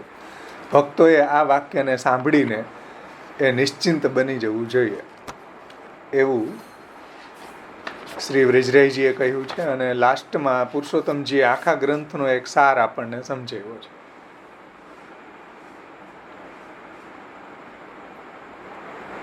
પુરુષોત્તમજીએ પણ એ જ રીતના ટીકામાં સમજાવ્યું છે. અને છેલ્લે પુરુષોત્તમજીએ આખા ગ્રંથને સમરી કરી છે. એટલે આખા ગ્રંથનો સાર સમજાવ્યો છે ટૂંકમાં. એ આપણે જોઈ લે. પેજ નંબર 88 ઉપર છે એમાં આખા અંતઃકરણ પ્રબોધ ગ્રંથનો સાર શું એ આપણે અહીંયા સમજાવ્યું છે. એમાં હવે આટલા વિશેષણો પછી નિમ્નલિખિત વાતો સિદ્ધ થાય છે. એનો સાર આ રીતના સિદ્ધ થાય છે. એમાં પહેલું, ભગવાનની ન કોઈ સમાનતા કરી શકે અને ન તો કોઈ એમનાથી અધિક છે. હવે સમાન જ ન હોય તો અધિક કોણ હોઈ શકે ભાઈ? જે વાત પ્રથમ શ્લોકમાં આપણને સમજાવી, કૃષ્ણાત પરમ નાસ્તિ દૈવમ વસ્તુ તો દોષ વર્જિતમથી, કે પ્રભુની સમાન જ નથી તો અધિક કોણ હોઈ શકે? ભગવાનની ન કોઈ સમાનતા કરી શકે અને ન કોઈ એમનાથી અધિક હોઈ શકે. એ પરબ્રહ્મ છે, પુરુષોત્તમ છે. એ તે ચાંસ કલા પુંસ કૃષ્ણસ્તુ ભગવાન સ્વયં છે. તો એની સમાન કોઈ ન હોઈ શકે. એની સમાન કોઈને માનવા પણ નહીં. અને એની સમાન કોઈને માને ને તો એ બહિર્મુખ છે, આસુરી છે એમ સમજવું. પુરુષોત્તમજી કહે છે કે ભગવાનની ન કોઈ સમાનતા કરી શકે અને ન તો કોઈ એમનાથી અધિક છે. તેથી તેઓ કંઈ પણ કરવામાં સ્વતંત્ર છે. સમજો, કર્તૃમ અકર્તૃમ અન્યથા કર્તૃમ સર્વસમર્થ છે. રસાભાસમાં એ રસનું પોષણ કરવા સમર્થ છે. ભાગવતમાં આવે એ રસાભાસની અંદર એ રસનું પોષણ કરવાનું સામર્થ્ય ભગવાનનું છે. તો સર્વતંત્ર સ્વતંત્ર છે. ભવિતુમ અભવિતુમ અન્યથા ભવિતુમ સામર્થ્ય પણ એનામાં છે. થવાનું ન થવાનું ને અન્યથા થવાનું સામર્થ્ય એનામાં છે. અને કોઈ પણ રીતે આપણું રક્ષણ કરવાનું સામર્થ્ય પણ એનામાં છે. તો એવું સ્વાતંત્ર્ય પ્રભુમાં છે. આ એક જે પ્રથમ શ્લોકનું તાત્પર્ય સમજાયું પુરુષોત્તમજીએ. અને આવું જ એક વાક્ય ભગવાનનું ગીતાજીમાં પણ છે. 11મા અધ્યાયના 43મા શ્લોકમાં ભગવાન આજ્ઞા કરે છે કે નત્વમ સમઃ અભ્યધિક કુતોન્ય લોકત્રયમ અપ્યેપી પ્રતિમ પ્રભાવ. કે આપણી સમાન તો કોઈ નથી તો આપણી અધિક તો કોણ હોઈ શકે ત્રિલોકમાં? કોઈ નથી. સમજો, ભગવદ્ ગીતામાં એ ભગવાને આ વાત કરી છે, જે મહાપ્રભુજી અહીંયા કરી છે કે કૃષ્ણાત પરમ નાસ્તિ દૈવમ વસ્તુ તો દોષ વર્જિતમ. બીજું, આ પુષ્ટિ માર્ગના પ્રવર્તક વ્રજભક્ત સ્વરૂપ દોષ રહિત છે. ભગવાને ભલે એમ કહ્યું હોય કે હું મારા ભક્તોના વશમાં છું, તો પણ ભક્ત તો ભગવાનને અધીન જ છે અને એમનાથી અલગ પણ નથી. એથી આપણે ભલે વ્રજભક્તોના માર્ગના કે પુષ્ટિ માર્ગના અનુયાયી હોઈએ તો પણ વ્રજભક્તોની દેખાદેખી કરીને આપણે પણ ભગવદ આજ્ઞાનું ભંગ કરી દઈએ અથવા તો એવું કંઈ કરીએ કે જે ભગવાનને પ્રિય ન હોય તો એ વાત યોગ્ય નથી. સમજાણું? જે આપણે આની ટીકામાં પણ જોયું હતું કે ગોપિકાઓએ ભગવદ આજ્ઞાનું પાલન ન કર્યું તો પણ એને ફલદાન પ્રભુએ કર્યું. એવું આપણે ન કરવું. સમજાણ? પુરુષોત્તમજી શું કહે છે કે ભાઈ પુષ્ટિ માર્ગના પ્રવર્તક વ્રજભક્ત સ્વરૂપ દોષ રહિત છે. ભગવાને ભલે એમ કહ્યું હોય કે હું મારા ભક્તોને વશ છું, અહમ ભક્ત પરાધીનો, બધી વાત સાચી, તો પણ ભક્તો તો ભગવાનને અધીન જ છે. હકીકત તો એ જ છે કે ભક્તો છે ભગવાનને અધીન છે ને ભગવાનના સુખનો વિચાર કરીને ભગવાનની આજ્ઞામાં રહેવું, ભગવાનની આજ્ઞાનું પાલન કરવું એ જ ભક્તનો ધર્મ છે, સ્વધર્મ છે. એને ભૂલવો ન જોઈએ. અને એમનાથી અલગ પણ નથી ભગવાન ભક્તથી. એથી આપણે ભલે વ્રજભક્તોના માર્ગના કે પુષ્ટિ માર્ગના અનુયાયી હોઈએ તો પણ વ્રજભક્તોની દેખાદેખી ક્યારેય ન કરવી. કે વ્રજભક્તો ઠાકોરજીને કીતવ કહી દે, કીતવ યોષિત કસ્ત્ય જેન નિશી, તમે કપટી છુઓ કીતવ છુઓ, એવા આપણે ન કહી શકીએ. સમજણ? બ્રજભક્તોને પ્રભુએ એવો અધિકાર આપેલો છે, આપણને કોઈ એવો અધિકાર પ્રભુએ આપેલો નથી. જેમ પરમાનંદદાસજીને એવો અધિકાર આપેલો ન હતો ઠાકોરજીએ, એટલે મહાપ્રભુજી બરજે કે કોણ યહ ખેલવે કી બાની ऐसे મત કહો, ભલી યહ ખેલવે કી બાની ऐसे કહો. કેમ કે એવો સખ્યનો અધિકારનું દાન હજી પ્રભુએ કરેલું નથી. એટલે ગાડીને આપણે પટ બોલવાનો પણ અધિકાર નથી. હા, ગાડીને પટ આપણે આપણો કયો અધિકાર, આપણે કયો ભાવ સિદ્ધ થયો છે? એટલે આપણે અષ્ટસખાઓના કીર્તનો બોલી શકીએ, પણ આપણે સ્વતંત્ર રીતે એવું પ્રભુને ન કહી શકીએ. સન્મુખ બોલી શકાય ખરું? સન્મુખ? હા, એમાં તો કોઈ પ્રોબ્લેમ નથી, કેમ કે આપણે તો કહેતા જ નથી, તો ગોપીજનો કહે છે. બરાબર. આપણે થોડી કહીએ છીએ, આપણું થોડું કીર્તન છે ઈ. બરાબર. આપણે એવું કીર્તન ન કહી બનાવી શકીએ. એ તો ગોપીજનો જે બોલ્યા હતા એ કીર્તનોની અંદર વર્ણન છે, તો આપણે એની કાનીથી બોલી જાય. પણ કિતવ યોસિત કિતવ આપણે એવું ઠાકોરજીને થોડી કહી શકીએ. હવે પરમાનંદદાસજીએ એટલું કીધું કે કોણ યહ ખેલવે કી બાની, એમાં તો કંઈ ગાળો છે નહીં ને. તોય મહાપ્રભુજી બરજે કે નહીં, ऐसे મત કહો. તો હવે બીજી વાત તો દૂર રહી ને, કોન્ય આવું શા માટે કર્યું, આ કાંઈ રીત છે? આવા શબ્દો એલાવ નથી આપણે ત્યાં. ઠાકોરજીને આવા શબ્દો કેવા ભક્ત થઈને નો એલાવ, મહાપ્રભુજીના માર્ગમાં એલાવ નથી. પ્રભુ કે આપણને આન્સરેબલ છે એવું કહેવાનો મતલબ ને, ઇઝ નોટ આન્સરેબલ ટુ એનીબડી. હા, એટલે આ ખાસ ધ્યાન રાખવું છે. આપણને કોઈ એવો અધિકાર મહાપ્રભુજી આપેલો નથી. મહાપ્રભુજી પોતાને એમ કહેતા હોય, ઇતિ શ્રી કૃષ્ણ દાસસ્ય વલ્લભસ્ય હિતમ વચન.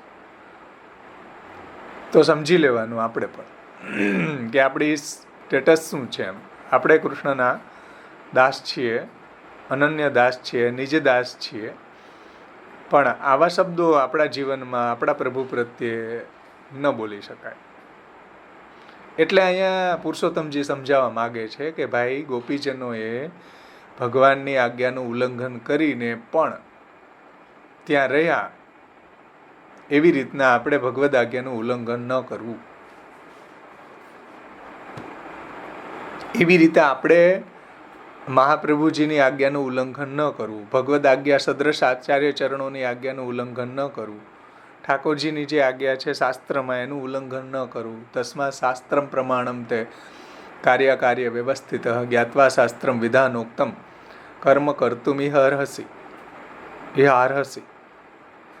એ વાત પુરુષોત્તમજી અહીંયા સમજાવવા માગે છે કે જેમ મહાપ્રભુજીએ પ્રભુની આજ્ઞાનું પાલન ન કર્યું, એવી રીતે આપણે પાલન ન કરીએ તો અપરાધ થાય. એટલે આખો ગ્રંથ પ્રગટ કર્યો મહાપ્રભુજીએ આ વાતને સમજાવવા માટે કે આપણે પણ ભગવદ આજ્ઞા ભંગ કરી દઈએ અથવા તો એવું કાંઈ કરીએ જે ભગવાનને પ્રિય ન હોય તો એ વાત યોગ્ય નથી. આ સેન્ટ્રલ આઈડિયા પુરુષોત્તમજીએ આપણને સમજાવ્યો. સમજાઈશ ને વાત? ભગવાન એવું કહેતા હોય કે હું ભક્તોને અધીન છું, એ તો પ્રભુની એવી કૃપાળુતા છે, ભક્ત વત્સલતા છે, દામોદરો ભક્ત વસ્યો છે. એટલે ઠાકોરજી એવું કહે તો બરાબર છે ભાઈ, પણ એનો મતલબ એવો નથી કે આપણે ઠાકોરજીની આજ્ઞાનું ઉલ્લંઘન કરી દઈએ, કે ઠાકોરજીને કિતવ કહી દઈએ, કે ઠાકોરજીને આપણે એવા શબ્દો કહી દઈએ જેથી કરીને ઠાકોરજીનું મહાત્મ્ય છે ડાઉન થતું હોય. એવા શબ્દો આપણે ન બોલી શકીએ. અનધિકાર ચેષ્ટા, હા, એવી અનધિકાર ચેષ્ટા ન કરવી જોઈએ.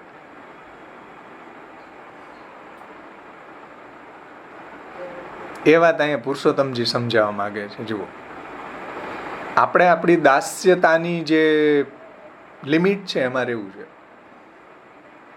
એ તો આપણે આ 16 ગ્રંથો સમજીએ એટલે આપણને સમજમાં આવી જ જાય કે આપણે કેમ રહેવું જોઈએ, કઈ રીતે આપણા ઠાકોરજી સામે પેશ થવું જોઈએ, કઈ રીતે મહાપ્રભુજી સામે પેશ થવું જોઈએ.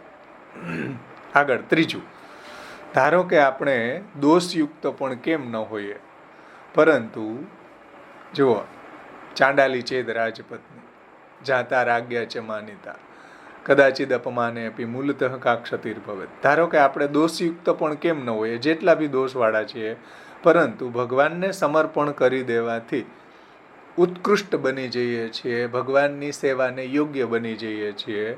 ભગવાનની એવી અસીમ કૃપા હોવા છતાં પણ આપણે પોતાનો ઉત્કર્ષ નહીં માનવો જોઈએ, પરંતુ ભગવાનનો જ ઉત્કર્ષ માનવો જોઈએ. આપણને ઉપર એવી વિશેષ કૃપા થઈ જાય તો પણ એ ભગવાનના અનુગ્રહનો ઉત્કર્ષ છે, ભગવાનની કૃપાનો ઉત્કર્ષ છે, નહીં કે આપણા કોઈ સાધનનો. એવું પુરુષોત્તમજી કહે છે. આપણી ઉપર વિશેષ કૃપા થઈ જાય, રાજરાણી બની ગયા, રાજાની માનીતી બની ગયા, તો પણ એ આપણું કોઈ એવું સામર્થ્ય કે આપણું કોઈ એવું સાધનના કારણે નથી બન્યા, ભગવાનના અનુગ્રહના કારણે બન્યા છે. આપણને સારું સેવામય આપણે જીવન જીવવા લાગી ગયા, આપણો ભગવદ આશ્રય દ્રઢ થઈ ગયો, આપણને સારા ગ્રંથો આવડી ગયા કે સમજવા આવી ગયા, આપણને મહાપ્રભુજીની વાણી સારી સમજમાં આવી ગઈ, સુબોધનીજી ઇત્યાદિ ગ્રંથો. તો એ બધું ભગવાનનો અનુગ્રહ છે, નહીં કે આપણું એફર્ટ, આપણો કોઈ સાધન. એટલે પુરુષોત્તમજી કહે છે કે એવી અસીમ કૃપા હોવા છતાંય આપણે પોતાનો ઉત્કર્ષ ન માનવો કે મેં આવું કર્યું હતું, મેં આ સાધન કર્યું હતું એટલે મને આવું ફલદાન થયું. આવું ન વિચારવું કોઈ દિવસ. કેમ કે પોતાનું મહાત્મ્ય નહીં માનવાનું. હા, કેમ કે જ્યારે આપણને આપણું સાધના અભિમાન આવશે ને એટલે અહંકાર આવશે. જ્યારે આપણને આવું સાધના અભિમાન આવશે ત્યારે આપણો આશ્રય દ્રઢ નહીં રહે. નિષ્ઠાધનતાનો ભાવ સહિત. હા, એટલે સાધના અભિમાન છૂટે એ પુષ્ટિ માર્ગનું પેલું પગથિયું છે. સાધના અભિમાનનો ત્યાગ, સાધનનો ત્યાગ નહીં હો ભાઈ, સાધના અભિમાનનો ત્યાગ. અહંકાર ન કુર્વીત. હા, અહંકારમ ન કુર્વીત માનાપેક્ષામ વિવર્જેત. તો સાધના અભિમાન એવી વસ્તુ છે કે પછી પુષ્ટિ ભક્તિ નહીં રહે. હરિસ્તોષણ કારણમ ભક્તમેવ દીનસ્ય હરિસ્તોષણ કારણ. હા, એટલી ચિંતા હોવી જોઈએ, બરાબર. સાધકમાં ના હોય. હા, દૈન્ય તત્વશ કારણમ, જે મહાપ્રભુજી ગુસાઈજી કહે છે, નહીં સાધન સંપત્ત્યા હરિસ્તુષ્યતિ કસ્યચિત ભક્તાનામ દૈન્યમેવ એકમ હરિતોષણ સાધનમ. સમજો, આ મહાપ્રભુજીએ તામસ ફલ પ્રકરણમાં કારિકા સમજાવી છે કે ગોપીજનો પણ પોતાના સાધન બલથી ભગવાનને શોધવા માગતા હતા, પોતાના સાધન બલથી એને પ્રાપ્ત કરવા માગતા હતા કે ઠાકોરજીને અમે આ સાધન કરશું તો મેળવી લેશું. ત્યાં મહાપ્રભુજી આ વાત કહે છે કે નહીં સાધન સંપત્ત્યા હરિસ્તુષ્યતિ કસ્યચિત. સાધના અભિમાનથી હરિ સંતુષ્ટ થતા નથી, સાધના અભિમાનથી હરિ મળતા નથી, સાધના અભિમાનથી આપણને કોઈ વસ્તુ લભ્ય નથી. પુષ્ટિ માર્ગમાં અનુગ્રહથી જ લભ્ય છે. આપણે જે કંઈ કરીએ છીએ એ અવાંતર વ્યાપાર છે, એ ભગવાનની કૃપાનો અવાંતર વ્યાપાર છે. ભગવાનની કૃપા ન હોય તો આપણે ન સેવા કરી શકીએ, ન ભગવાનનો આશ્રય કરી શકીએ, ન સમર્પણ કરી શકીએ, કંઈ જ ન કરી શકીએ. એટલે આપણે જે કંઈ બી કરી રહ્યા છીએ આપણું સાધનનું સામર્થ્ય નથી ભાઈ, એ ભગવાનના અનુગ્રહનું સામર્થ્ય છે, ભગવાનના વરણનું સામર્થ્ય છે. અનુગ્રહ પુષ્ટિ માર્ગ છે, નિયામક સ્થિતિ. બરાબર, અનુગ્રહ પુષ્ટિ માર્ગે નિયામક ઇતિ સ્થિતિ. રાઈટ. સમજો, આ રહસ્ય જ્યાં સુધી સમજમાં નહીં આવે ત્યાં સુધી પુષ્ટિ માર્ગ સમજમાં ન આવે. આ વાત સમજમાં ન આવે ત્યાં સુધી પ્રભુનું સ્વરૂપ, પ્રભુનો સ્વભાવ, મહાપ્રભુજીનું કહેવાનું તાત્પર્ય સમજમાં ન આવે. એટલે જ્યાં સુધી આપણને સાધન અભિમાન હશે ત્યાં સુધી પુષ્ટિ માર્ગ જ નથી. ત્યાં સુધી પુષ્ટિ માર્ગ જ નથી, જ્યાં સુધી આપણને સાધન અભિમાન છે ત્યાં સુધી. આપણને એવું લાગે. અર્જુનને ભગવાને કીધું ને કે સર્વ ધર્માન પરિત્યજ્ય, એટલે તું એ કોઈ પણ ધર્મ હું કરું છું એ ભાવથી નહીં, પણ એકવાર શરણાગત થઈ જાય એટલે પ્રભુ બધું જ એનું અનુગ્રહથી બધું પાર પાડે એમ. ધર્મનું સાધન અભિમાની નહીં કરવું. બરાબર છે. દૈન્ય એકમ હરિતોષણ સાધનો. હા, દૈન્ય તત્તોષ હરિતોષણ કારણમ. એટલે આ રહસ્ય અહીંયા પુરુષોત્તમજી સમજાવવા માગે છે આપણને કે સાધન અભિમાન છોડવું જોઈએ. આપણને આપણા પ્રયત્નનું અભિમાન ન હોવું જોઈએ. ભગવાનની કૃપા, ભગવાનના અનુગ્રહથી આ મારાથી થઈ શક્યું, આવો નિસાધનનો ભાવ હોવો જોઈએ. સાધન અભિમાનનો ત્યાગનો મતલબ એવો નહીં સમજતા કે સાધનનો ત્યાગ. સાધનનો ત્યાગ નથી, સાધના અભિમાનનો ત્યાગ છે. એટલે આખા ષષ્ઠમ સ્કંધનું રહસ્ય આ છે. કૃષ્ણ અનુગ્રહ રૂપાહી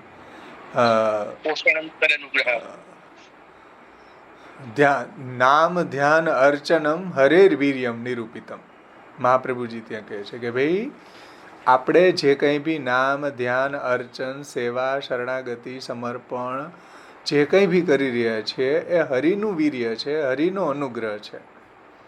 હરિના કૃપા વગર કોઈ ન કરી શકે તો પછી આપણે આપણા ઘરના લોકોને કેમ કરાવી નથી શકતા? જો આપણા એફર્ટથી થતું હોય, આપણા સાધનથી થતું હોય તો ચાલો તમે કરી દો, તમારા ઘરના બધાને વૈષ્ણવ કરી દો, બધાને સેવા કરતા કરી દો. કરી શકશો? નો થઈ શકે. નો થઈ શકે. તમારા પુત્રને કરી દો, બહિર્મુખ હોય તો સેવા કરતો ન થઈ શકે. કેમ કે ભાઈ ભગવાનની જેની સેવા લેવી છે એની જ લેશે. ભગવાનને જેની ઉપર વરણ કર્યું છે એની જ સેવા લેશે. ભગવાનને જેને ઉપર કૃપા કરી છે એની જ સેવા અંગીકાર કરશે. એટલે આપણે જે કંઈ બી કરી રહ્યા છીએ, સત્સંગ કરી રહ્યા છીએ, ભાગવત કરી રહ્યા છીએ, સુબોધનીજીનું અધ્યયન કરી રહ્યા છીએ, ષોડશ ગ્રંથનું અધ્યયન કરી રહ્યા છીએ અને આપણે શરણાગતિ પ્રભુની દ્રઢ થઈ રહી છે, તો એ ભગવાનનો અનુગ્રહ છે. આપણે જે કંઈ બી કરી રહ્યા છીએ એ માત્ર અવાંતર વ્યાપાર છે, એવું મહાપ્રભુજી કહે છે. ષષ્ઠમ સ્કંદ જુઓ, અવાંતર વ્યાપાર છે. અવાંતર વ્યાપાર એટલે શું?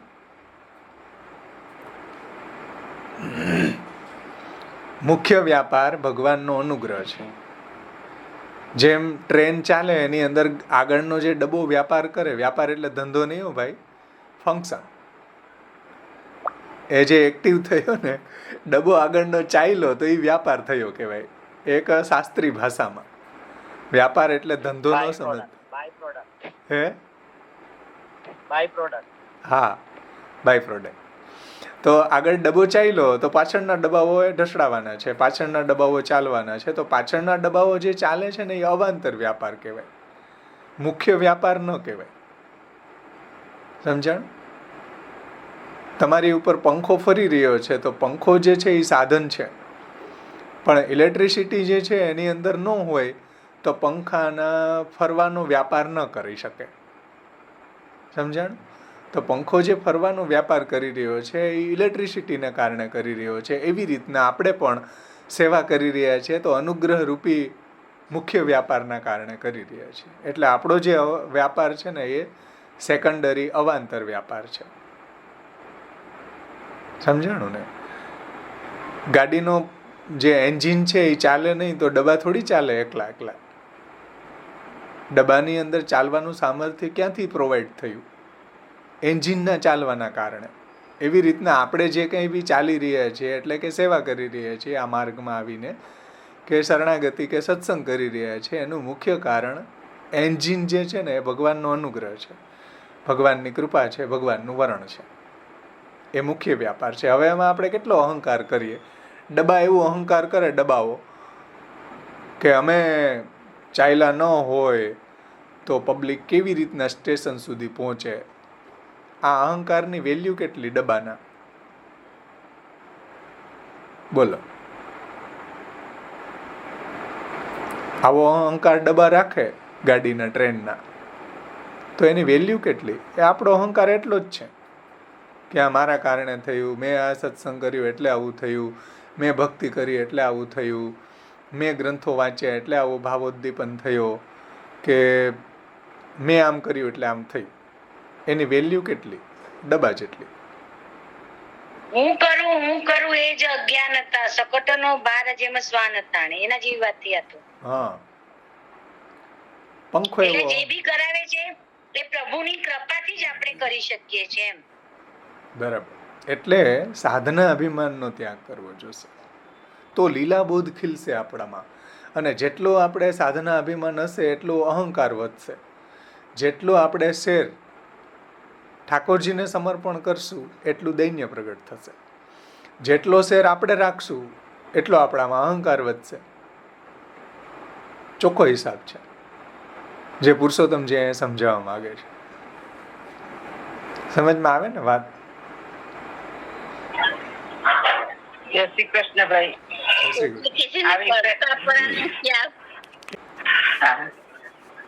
એકચ્યુઅલી અત્યારે અધિક મહિનો ચાલે છે. હવે એમાં આપણે જે ઉત્સવો ને બધું કરે છે તે આપણે કરવાનું હતું નથી એવું સાંભળ્યું છે.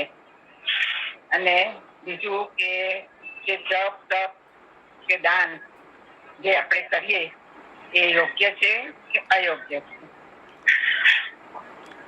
અને એક બીજું કે વિષ્ણુ ને આપણે જે તુલસી ચડાવે છે બધા એ બધું જે કરે છે એ બધું આપણા પુષ્ટિ જીવને કેટલું યોગ્ય છે?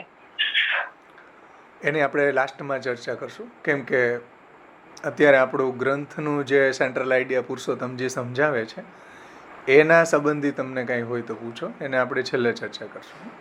શ્યોર, છેલ્લે યાદ કરાવજો. તો પુરુષોત્તમજી એમ કહે છે કે ભાઈ આપણે આપણે જે કંઈ બી કરીએ છીએ એનું સાધના અભિમાન ન રાખવું જોઈએ. ભગવાનના કૃપા બલનો વિચાર કરવો જોઈએ, ભગવાનના અનુગ્રહ બલનો વિચાર કરવો જોઈએ, એવું અહીંયા પુરુષોત્તમજી કહે છે. આ બાબતમાં કોઈને પ્રશ્ન હોય તો પૂછો. જે આપણે હમણાં અવાંતર વ્યાપાર, મુખ્ય વ્યાપાર, ભગવાનનો અનુગ્રહ છે એ બાબતમાં કાંઈ ન સમજાણું હોય તો પૂછો. જે મહાપ્રભુજીએ ષષ્ઠમ સ્કંદમાં પણ આ વાત સમજાવી, કેમ કે ષષ્ઠમ સ્કંદ અનુગ્રહનો સ્કંદ છે. ત્યાં પણ આ જ વાત સમજાવી કે નામ, ધ્યાન અને અર્ચન 3 પ્રકરણ છે. નામનું, ધ્યાનનું, અજામિલનું ઉપાખ્યાન છે, ધ્યાન અર્ચનનું પ્રકરણ છે. તો ત્યાં બી મહાપ્રભુજી કહે છે કે અનુગ્રહ નિયામક છે, કેમ કે આ બધું પુષ્ટિના સ્કંધમાં આવે છે. જેની ઉપર અનુગ્રહ હોય એને જ એવું નામ ફલીભૂત થાય, એ જ ભગવાનની સેવા કરી શકે. ભગવાનના અનુગ્રહ વગર ન થઈ શકે. ષષ્ઠમ સ્કંદનો વર્ણ વિષય પણ આ જ છે. એટલે પુરુષોત્તમજી કહે છે કે ભાઈ તમે સાધનનો અભિમાન નહીં રાખો, ભગવાનનો ઉત્કર્ષનો વિચાર કરો. જુઓ, આવી અસીમ કૃપા હોવા છતાં પણ આપણે પોતાનો ઉત્કર્ષ વર્ણન ન કરવું જોઈએ, પરંતુ ભગવાનનો જ ઉત્કર્ષ, ભગવાનના અનુગ્રહનો જ ઉત્કર્ષ, મહાપ્રભુજીના જ ઉત્કર્ષનું વર્ણન કરવું જોઈએ, નહીં કે આપણા સાધન બલનો. સમજાણું ને? આમાં કોઈને કાંઈ પ્રશ્ન હોય તો પૂછો, નહીંતર આપણે આગળ કરીએ. હજી આગળ આ 3 છે.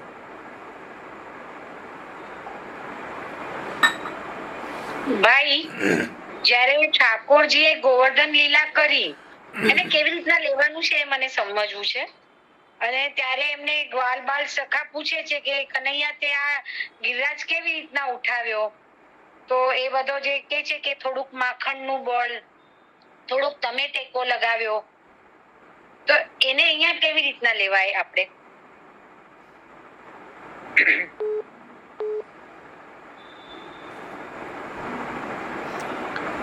એ તો ઠાકોરજી ગોપ બાળકોને મનનું સમાધાન કરે છે. યશોદાજીએ પૂછ્યું કે ભાઈ આવું બલ ક્યાંથી આપ્યું?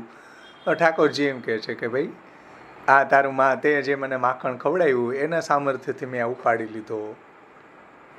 એ ઠાકોરજીનો માતૃવાત્સલ્યના કારણે યશોદાજીને એપ્રિશિએટ કરવાનો ભાવ છે. એટલે લીલામાંથી કોઈ દિવસ સિદ્ધાંત સ્થાપિત ન થાય. લીલાને અંદરથી ડાયરેક્ટ લીલાનું અનુકરણ ન થાય. મહાપ્રભુજીએ લીલા દ્વારા જે સિદ્ધાંતને સમજાવ્યો છે ને એ સિદ્ધાંતને સમજવો જોઈએ. લીલાથી કોઈ દિવસ એવું અનુમાન કે લીલાથી કોઈ દિવસ આચરણમાં મૂકી ન શકાય. લીલાને કોઈ દિવસ આચરણમાં મુકાય નહીં. લીલામ કરોતિ શાસ્ત્રાર્થં ચ સ્થાપયંતિ. હા, લીલા દ્વારા જે શાસ્ત્રાર્થ સ્થાપિત થયો છે એને સમજવું જોઈએ. લીલાને ડાયરેક્ટ અનુકરણ ન કરી શકાય. એટલે તો અહીંયા પુરુષોત્તમજીએ સમજાવ્યું કે ભાઈ લીલામાં તો વ્રજ ભક્તોએ ઠાકોરજીની આજ્ઞાનું ઉલ્લંઘન કર્યું, તો આપણે કરવું. ના, એટલે અહીંયા કીધું કે આપણે અનુકરણ ન કરી શકીએ વ્રજ ભક્તોનું, કે એને ઉલ્લંઘન કર્યું તો. આ ગિરિરાજ જે ધારણ કર્યો એ લીલામાં પ્રભુ પોતાનો ઉત્કર્ષ બી નથી પ્રગટ કરતા ને, કે એટલે સ્વરૂપનું પોતાનું એવી રીતના દર્શન કરાવે. લીલામાંથી કોઈ સિદ્ધાંત સ્થાપિત ન થાય એટલું સમજી જાઓ, વન્સ ઇન ફોર ઓલ. હવે આગળ જુઓ, બીજા કોઈને કઈ પ્રશ્ન હોય તો પૂછો.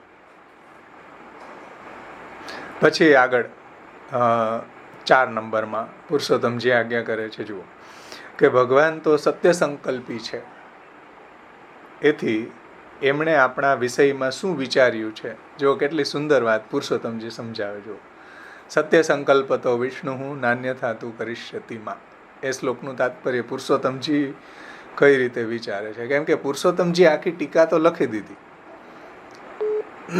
આખી ટીકા પુરુષોત્તમજીએ લખી દીધી, હજી એને કંઈક પોતાનું પર્સનલ સમજાવવું છે. કેમ કે પૂર્વના મોટાઓની ટીકાઓ છે, ગોકુલનાથજી વગેરેની ટીકાઓ છે, તો એના આધારે એને અનુરૂપ બધી ટીકાઓ પ્રગટ થઈ હોય, મોટાઓને આધાર બનાવીને. પછી પાછું પોતાનું પર્સનલી એને હજી સમજાવવું છે. એટલે છેલ્લે ગ્રંથ પૂરો થયા પછી પુરુષોત્તમજીએ પોતાનું પર્સનલ વાતને સમજાવી છે. એ શું કે જુઓ કે ભગવાન તો સત્ય સંકલ્પી છે, એથી એમણે આપણા વિષયમાં શું વિચાર્યું છે અને એમની ઈચ્છા શું છે એ જાણવું અશક્ય છે. વિચારો, આપણા જીવનમાં શું થવાનું છે, પ્રભુએ શું વિચાર્યું છે, આપણને કંઈ જ ખબર નથી. આપણા ફ્યુચરની, આપણા ભવિષ્યની ભગવાન બધું જાણે છે. આપણી સ્ક્રિપ્ટ આખી ભગવાન પાસે છે. આખી સ્ક્રિપ્ટ જન્મથી લઈને મરણ સુધીની, સવારે ઉઠવાથી લઈને સાંજે સુવા સુધીની બધી સ્ક્રિપ્ટ આપણા ઠાકોરજી પાસે છે. સમજમાં આવે છે વાત? ભગવાન સત્ય સંકલ્પ છે. ભગવાન આપણા વિષયમાં શું વિચાર્યું છે અને એમની ઈચ્છા શું છે એ જાણવું જીવ માટે અશક્ય છે. કોઈ બી ન જાણી શકે. મોટા મોટા બ્રહ્માજી સુધીના પણ ભગવાનની ઈચ્છા, ભગવાન શું કરવાના છે એ કોઈને જ્ઞાન નથી. યમરાજાને કે ભીષ્મને કે જેટલા બી બ્રહ્માજીને કે શિવજીને કે ઇન્દ્રને કોઈને ખબર નથી. આખી લિસ્ટ આપી છે 6મ સ્કંદમાં. જુઓ, યમરાજા કહે છે કે ભાઈ અમને ખબર જ નથી ભગવાન શું કરવાના છે. તો આપણે કેવી રીતના જાણી શકીએ આપણા વિષયમાં પ્રભુ શું કરવાના છે, ભગવાનની શું ઈચ્છા છે એ જાણવું અશક્ય છે. તેથી ઉચિત જ છે કે સર્વદા એમની આજ્ઞા અનુસાર જ કાર્ય કરવું જોઈએ. એટલે પુરુષોત્તમજી એમ કે ભાઈ ઉચિત જ છે કે આપણે શું કરવું. સેવકસ્ય તું ધર્મો એમ સ્વામી સ્વસ્ય કરિષ્યતિ. સેવકનો હિત ધર્મ છે, સ્વામીની આજ્ઞાનું પાલન કરવું, એમાં જ આપણું હિત છે, એમાં આપણું કલ્યાણ છે. એટલે મહાપ્રભુજી બધી જગ્યાએ લીલા બોધને આગળ કરે છે કે ભાઈ ભગવાનની આ લીલા છે, ભગવાનની આ લીલા છે. કેમ? ભગવાન શું કરવાના છે, ભગવાન સત્ય સંકલ્પ છે. એટલા માટે ભાવેશભાઈ, આમાં ભગવદ આજ્ઞા એટલે જે શાસ્ત્ર એટલે વેદ, ભગવદ ગીતા, ભાગવત, એમાં જે એમના વચનો છે એ એમની આજ્ઞા પકડીને આપણે ચાલવાનું. હા, એટલે આપણે જોયું હતું ને રઘુનાથજીની ટીકામાં કે ભગવદ આજ્ઞા એટલે મહાપ્રભુજીની આજ્ઞા. કેમ કે ભગવદ આજ્ઞા એટલી દુર્બોધ છે ને કે આપણે એમાંથી કર્તવ્ય ઉપદેશ સમજવો ને બહુ ટફ છે. એટલે ભગવાનની વાણી દુર્બોધ છે, પણ ભગવાનની વાણીને મહાપ્રભુજીએ જે સરળતાથી સમજાવીને એ ભગવદ આજ્ઞા જ છે આપણા માટે. તો એવું રઘુનાથજીએ એની ટીકામાં સમજાવ્યું. એટલે ડાયરેક્ટ ભગવદ આજ્ઞા આપણને સમજવી બહુ કઠિન છે. એટલે મહાપ્રભુજીની ટીકા અનુસાર સુબોધિની કે ષોડશ ગ્રંથ કે એમાં જે એનો એ જ અર્થ એમને કર્યો છે. બેકગ્રાઉન્ડ કે એનો બેઝ તો એ જ છે. બરાબર. એ એનો આપણે આમાં સરળ રીતે વિસ્તાર કર્યો છે. બરાબર. આપણે એ રીતે સમજવું જોઈએ, કેમ કે ડાયરેક્ટ ભગવદ આજ્ઞા છે ને, ગોપીનાથજી સાધન દીપિકામાં આજ્ઞા કરે છે કે ભગવદ વાણી છે ને એટલી દુર્બોધ છે, અમારા માટે તો આચાર્ય ચરણોની આજ્ઞા જ સર્વસ્વ છે, અને બીજા બધા જે શાસ્ત્રો છે એ એના અંગરૂપ છે. અમે જે કોઈ બી, જેમ કે ભગવદ્ ગીતા છે, આપણે વાંચીએ તો શું સમજીએ, એમાંથી કર્તવ્ય ઉપદેશ શું સમજીએ? આપણે હાથમાં જ ન આવે કર્તવ્ય ઉપદેશ. ક્યારે ભગવાન અર્જુનજીને શું કર્તવ્ય ઉપદેશ આપવા માગે છે, ક્યારેક સખ્યનો ઇજહારના રૂપમાં કોઈ વાત કરી રહ્યા છે, ક્યારેક કેટલી બધી એમાં વાતો ભગવાને સમજાવી. હવે આપણું તો માથું કામ, આપણું મગજ કામ ન કરે કે આમાં આપણા માટે શું કહ્યું ભગવાને. એટલે મહાપ્રભુજીને શાસ્ત્રાર્થ પ્રકરણ સમજાવવું પડ્યું કે ભાઈ શાસ્ત્રાર્થમ ગીતાર્થમ. ડાયરેક્ટ ભગવદ્ ગીતાનો મેસેજ આપણા હાથમાં જ ન આવે કે ભગવાન આમાં શું, આખીર તો શું કર્તવ્ય ઉપદેશ આપણને સમજાવવા માગે છે. એટલે મહાપ્રભુજીએ વેદાહ શ્રી કૃષ્ણ વાક્યાની વ્યાસસૂત્રાણી ચૈવહી સમાધિ ભાષા વ્યાસસ્ય પ્રમાણમ તચ્ચતુષ્ટયમ ઉત્તરમ પૂર્વ સંદેહ વારકમ પરિકીર્તિતમ દ્વારા આપણને બધા જ શાસ્ત્રનો નિષ્કર્ષ આ આચાર્ય ચરણોના ગ્રંથોમાં આપણને આપ્યો છે. એટલે આચાર્ય ચરણોની આજ્ઞાનું પાલન કરી રહ્યા છીએ તો ભગવદ આજ્ઞાનું પાલન બાય ડિફોલ્ટ કરી જ રહ્યા છીએ. અને એ બધા શાસ્ત્રોની એક વાક્યતા પાછી. હા, અને એ બધા શાસ્ત્રોની એક વાક્યતા સાથે કરી રહ્યા છે. એમ આપણને ખબર થોડી પડે, વેદ વાંચી લ્યો, આપણે ભાગવતને વાંચી લે, ગીતાજીને વાંચી લે, બ્રહ્મસૂત્રને વાંચી લે, બધું વાંચી લે, પણ તોય નિષ્કર્ષ તો હાથમાં ન આવે આપણા. એવા કેટલા ધર્મ સંપ્રદાયો છે કે શું ભાગવતને નથી વાંચતા? ભાગવતને વાંચવા છતાંય એનો નિષ્કર્ષ સેવામાં નથી આવતો. એને ભાગવતને વાંચવા છતાંય કોઈને જ્ઞાન માર્ગ લાગે છે સારો, ભાગવતને વાંચવા છતાંય ડોંગરેજી મહારાજ જેવા જુઓ વૈરાગ્ય માર્ગ એમાંથી એને દેખાય છે. એમાંથી કૃષ્ણની સેવા એને ભાગવતનો સેન્ટ્રલ આઈડિયા નથી લાગતી. કોઈને માયાવાદ એમાંથી દેખાય છે કે જુઓ કહ્યું કે નહીં, આમાં જગત માયિક છે, જગત માયિકમ ઉચ્યતે વૈરાગ્યાર્થમ ઉદીર્યતે. તો મહાપ્રભુજી હતા એટલે આપણને આ વાત સમજમાં આવી કે ભાઈ આ વૈરાગ્યાર્થા વાક્યો છે ભાગવતમાં. એટલા માટે તો મહાપ્રભુજીનો પ્રાગટ્ય તો ને સુબોધિનીજી એટલા માટે જ પ્રગટ કર્યું કે જે ભગવાનનું તાત્પર્ય છે કોઈને ખબર જ નહોતી પડતી. હા, સાચું રહસ્ય ભાગવતનું શું છે આજ સુધી કોઈએ પ્રગટ જ ન કર્યું. અર્થમ તસ્ય વિવેચિતુમ નહીં વિભોર વૈશ્વાનરાદ વાક્પતે અન્યસ્તત્ર વિધાય માનુષમામ વ્યાસવત શ્રીપતિ દત્વા જ્ઞાનમ કૃપાવલોકન પટુર્યસ્માદ અતોહમ મુદા ગૂઢાર્થમ પ્રકટી કરોમી બહુધા વ્યાસસ્ય વિષ્ણુ પ્રિય. તો એ ગૂઢાર્થ આજ સુધી કોઈને ખબર જ નથી ભાઈ. એટલે તો આચાર્યજીનું પ્રાગટ્ય છે શાસ્ત્રને સમજાવવા માટે. શ્રી ભાગવત ગૂઢાર્થ પ્રકાશન પડાય. હા, શ્રી ભાગવત પીયુષ સમુદ્ર મથનક્ષમ. એટલે આપણે આપણી રીતે સમજવાનો પ્રયત્ન કરીએ તો સમજમાં ન આવે, કોઈ શાસ્ત્ર આપણને સમજમાં ન આવે. સાધન દીપિકામાં ગોપીનાથજીનો શ્લોક છે ને, ભક્તિ માર્ગાય વિતાનાય. હા, એ જ પ્રમાણમાં અમારા માટે તો આ જ પ્રમાણ છે. હા, અમારા માટે મહાપ્રભુજીની વાણી પરમ પ્રમાણ છે. અન્ય શાસ્ત્રો જે છે એ અંગરૂપ પ્રમાણ છે. ગોપીનાથજીને જો સ્ટાર્ટિંગના શ્લોકો છે સાધન દીપિકાના, મંગલાચરણ પછીના શ્લોક છે. બીજો શ્લોક છે. શું છે બોલો છો? સાધન દીપિકાનો ત્રીજો કા ચોથો હશે જુઓ.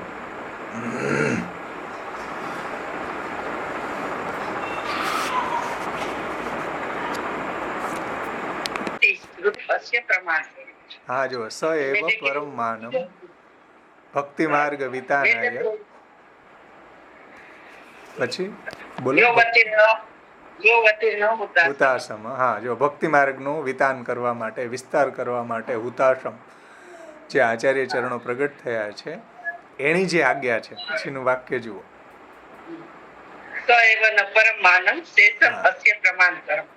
સૈવ પરમ માનમ. મહાપ્રભુજીની વાણી અમારા માટે પરમ પ્રમાણ છે અને બીજા બધા પ્રમાણો અમારા માટે અંગરૂપ છે.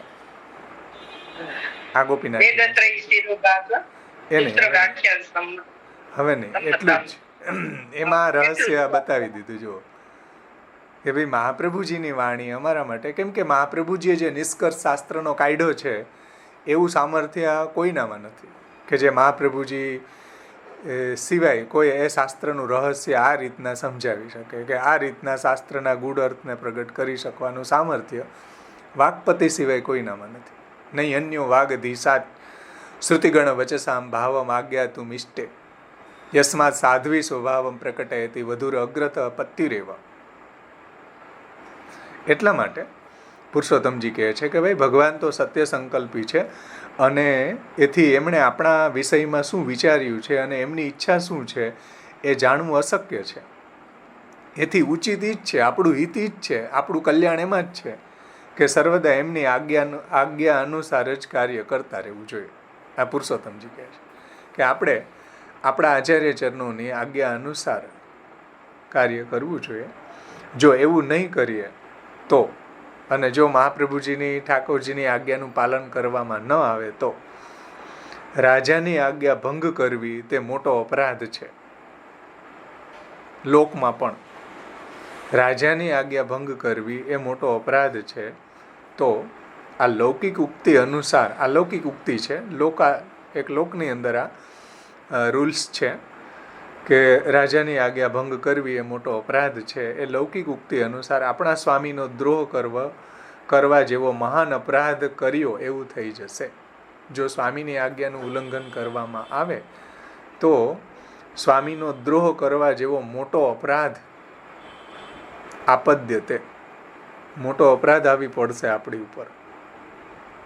સ્વામી દ્રોહાત્મકો મહાન અપરાધ સ્યાત, પુરુષોત્તમજી કહે છે. કેટલું ઇમ્પોર્ટન્સ છે મહાપ્રભુજીની આજ્ઞાનું, સ્વામીની આજ્ઞાનું. સમજાય ને વાત? એટલે પેલા સ્વામીની આજ્ઞા આપણે જાણવી તો જોશે ને. જાણશું જ નહીં તો પછી આવો દ્રોહ થઈ જશે. મહાપ્રભુજીની આજ્ઞા જાણીએ જ નહીં આપણે તો પછી એનો દ્રોહ થશે જ, મોટો સ્વામીનો અપરાધ થશે, ઠાકોરજીનો અપરાધ થશે. પછી પાંચમું છે, આ પણ વિચાર કરવો જોઈએ કે હું તો સેવક છું, સેવકો હમ ન ચાન્ય થા. હું તો સેવક છું અને જેમાં પણ મારું હિત છે એ મારા સ્વામી કરશે જ. ધ્યાનથી સમજો આ રહસ્ય. જુઓ કે ભાઈ હું સેવક છું પ્રભુનો અને જેમાં મારું હિત હશે એવું જ મારા સ્વામી કરશે. આવો બોધ જો જાગૃત થઈ જાય ને તોય પ્રભુમાં દોષારોપણ ન થાય.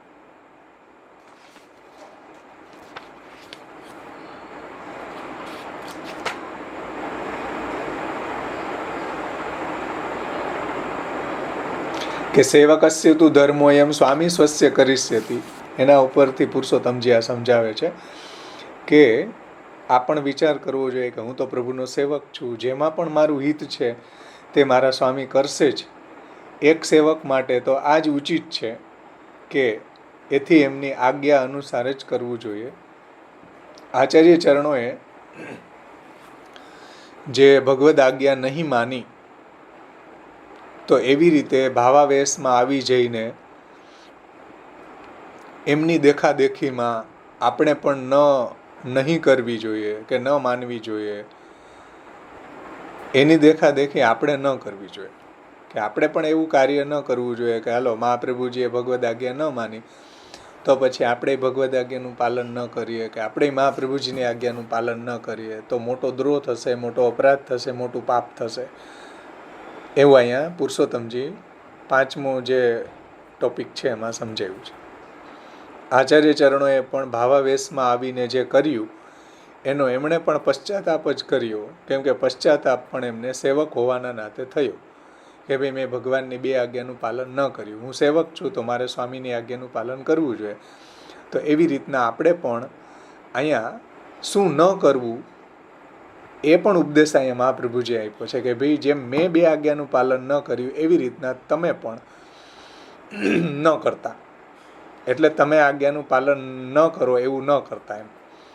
એટલે કે તમે ભગવદ આજ્ઞાનું પાલન કરજો જ, આજ્ઞાનું ઉલ્લંઘન ક્યારેય ન કરવું એ ઉપદેશ અહીંયા મહાપ્રભુજી આપવા માગે છે કે જેમ વ્રજભક્તોએ આજ્ઞાનું પાલન ન કર્યું, ચાલો તો આપણે ન કરીએ કે મહાપ્રભુજીએ ભગવાનની 2 આજ્ઞાનું પાલન ક્યાં કર્યું એવી, એટલે હું પણ નહીં કરું ભગવદ આજ્ઞાનું પાલન કે મહાપ્રભુજીની આજ્ઞાનું પાલન, તો બહુ મોટો દોષ થશે આપણા માટે, બહુ મોટો દ્રોહ થશે. એટલે ઘણા પ્રસંગો એવા હોય કે જેમાંથી આપણે શું ન કરવું એ પણ જોવાનું હોય, ઘણા પ્રસંગો એવા હોય કે જેમાંથી આપણે શું કરવું એ પણ જોવાનું હોય, 2 જોવાનું હોય. સમજાણું ને? તો વાર્તા પ્રસંગોની અંદર તમે જુઓ તો એવા પ્રસંગો છે કે ભાઈ આ ન કરવું. મહાપ્રભુજીની આજ્ઞાનું પાલન ગોવિંદદાસજીએ ન કર્યું, મહાપ્રભુજી આજ્ઞા કરી એવી રીતના એને આજ્ઞાનું પાલન ન કર્યું, સેવા છોડી દીધી. તો એ પ્રસંગ છે આપણે શું ન કરવું એના માટે છે. સમજાણું ને? તો ઘણા પ્રસંગો છે શું ન કરવું એના માટે પણ બને પ્રગટ થયા છે, અને ઘણા પ્રસંગો શું કરવું એના માટે પણ પ્રગટ થયા હોય છે.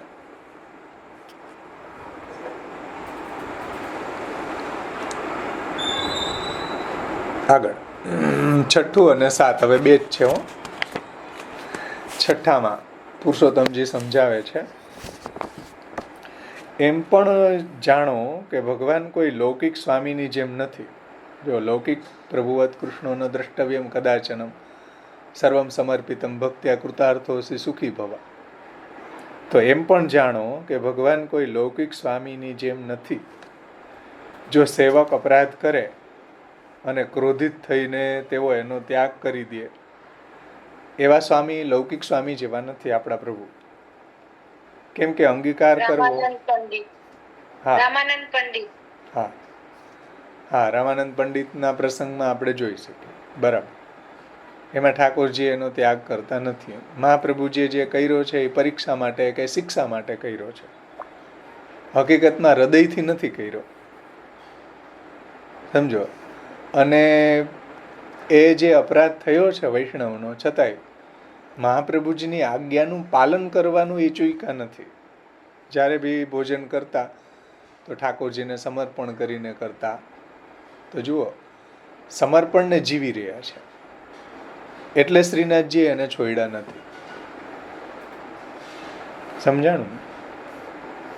એટલે અહીંયા પુરુષોત્તમજી શું કહે છે જુઓ, કે કેમ કે અંગીકાર કરવો એ ભગવત ધર્મ છે અને નિત્ય છે, અને આપણો અંગીકાર થવાથી, આપણું બધું કંઈ ભગવાનને સમર્પણ કરવાથી, તેમજ ભગવાન દ્વારા કહેવાયેલા ધર્મોનું આચરણ કરવાથી ભક્તિની આરંભ દશામાં પણ ફલરૂપથી અથવા તો સાધન રૂપથી જીવનું અહિત નહીં જ કરે. ભગવાન આપણું હિત જ કરશે, ભગવાન આપણું કલ્યાણ જ કરશે બધી પરિસ્થિતિમાં, સાધન દશા હોય કે ફલ દશા હોય, કોઈ પણ અવસ્થામાં. આ વાત સ્વયં ભગવાને ઉદ્ધવજીને કહી છે, એટલે આપણી કૃતાર્થતા તો થવાની જ છે. આ પ્રકારની ભાવના કરવી જોઈએ, એમાં સંદેહ નહીં કરવો જોઈએ. કેમ કે જો પ્રભુની આજ્ઞામાં, પ્રભુમાં આપણને જો એવી સંદેહ થાય, મહાપ્રભુજીમાં, મહાપ્રભુજીની વાણીમાં, મહાપ્રભુજીના સિદ્ધાંતમાં, ભગવાનમાં, પુષ્ટિ માર્ગમાં, તો સંશય આત્મા વિનશ્યતિ. એ પુરુષોત્તમજી અહીંયા કહે છે, અજ્ઞશ્ચ અશ્રદ્ધધાનશ્ચ સંશય આત્મા વિનશ્યતિ. એટલે કે મૂર્ખ, અજ્ઞાની, અશ્રદ્ધાવાન તેમજ સંશયવાળાનો નાશ થાય છે, એવું ભગવાને 4થા અધ્યાયના 40મા શ્લોકમાં કહ્યું છે.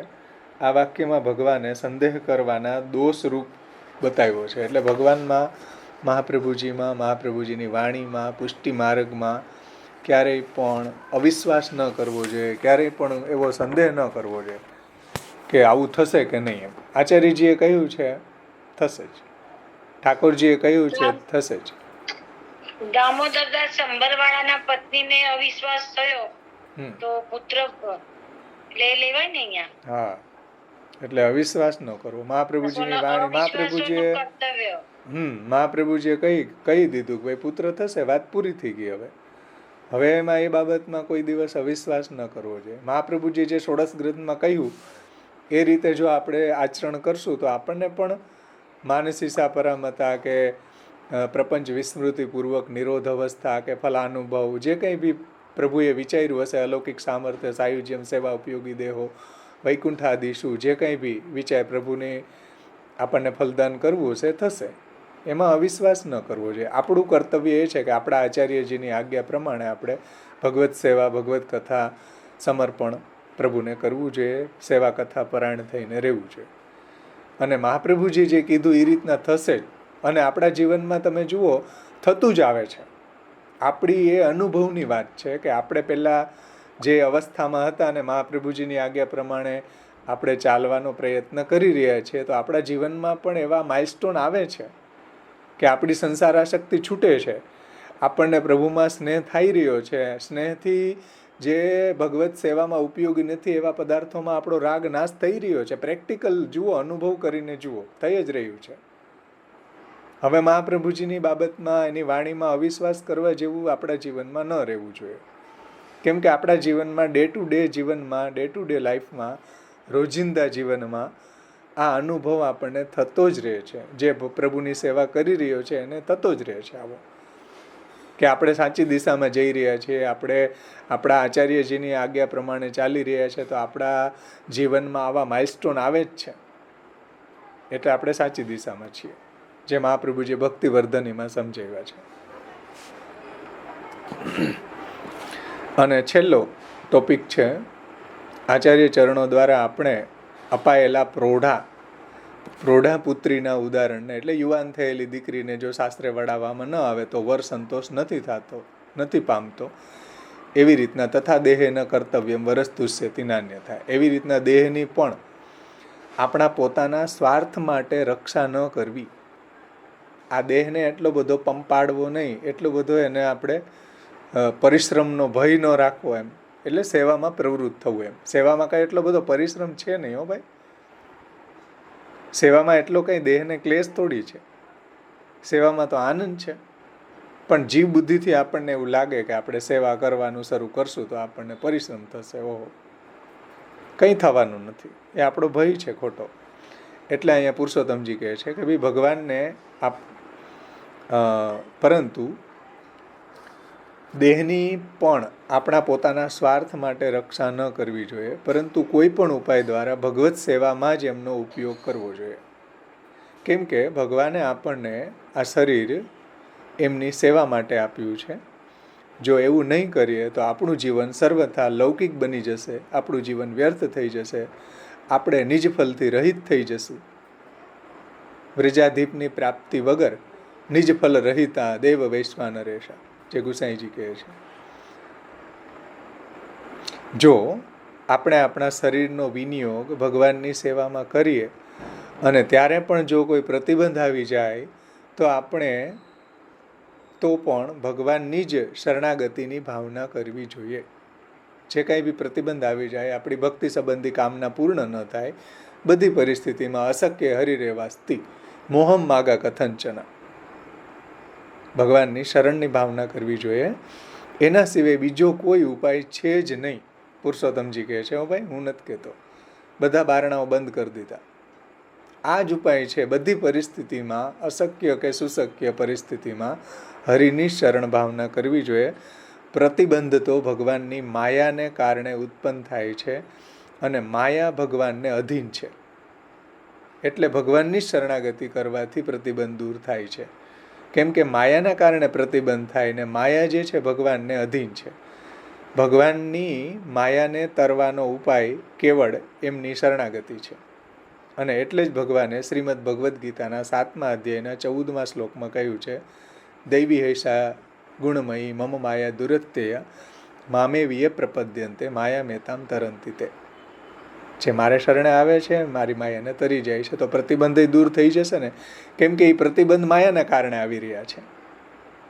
આ પુરુષોત્તમજી કહે છે, હું નથી કહેતો. જુઓ, પ્રતિબંધ આવે છે કોઈ માયાને કારણે, અવિદ્યાના કારણે, અને એ માયા ભગવાનને વશ છે. ને જો ભગવાનની શરણાગતિ કરવામાં આવે તો જ એ પ્રતિબંધ દૂર થઈ શકશે આપણા જીવનમાંથી. બાકી દૂર થવાનું શક્ય નથી. અહીંયા આ રીતના ગ્રંથ આપણો સંપન્ન થાય છે અને આપણો સમય પણ સંપન્ન થાય છે. કોઈને કંઈ પ્રશ્ન હોય તો આવતે વખતે પૂછજો. છેલ્લે અંતમાં સમાપનમાં પુરુષોત્તમજી સમાપન કહે છે કે ઇતિ શ્રીમદ વલ્લભાચાર્ય ચરણૈક તાન પિતાંબર આત્મજ પુરુષોત્તમ કૃતો અંતઃકરણ પ્રબોધ વિવરણમ સંપૂર્ણમ. પુરુષોત્તમજી શું કહે છે? શ્રી વલ્લભાચાર્ય ચરણોમાં એક નિષ્ઠાવાળો કોઈ પૂજ્યપાદ કે 108 કે 1008 કે ફલાણા ફલાણા પીઠાધીશ્વર આવા કોઈ શબ્દો પુરુષોત્તમજીએ ન મૂક્યા. એમ કહ્યું કે વલ્લભાચાર્ય ચરણોમાં એકનિષ્ઠ મહાપ્રભુજીના ચરણોમાં એકનિષ્ઠ પુરુષોત્તમ આત્મજ પિતાંબર આત્મજ પુરુષોત્તમજી દ્વારા લખવામાં આવેલો અંતઃકરણ પ્રબોધ ગ્રંથ સમાપન થયો છે. આમાં બીજા કોઈ અહીંયા ડિગ્રી લગાડવાની જરૂર છે આમાં પુરુષોત્તમજીને?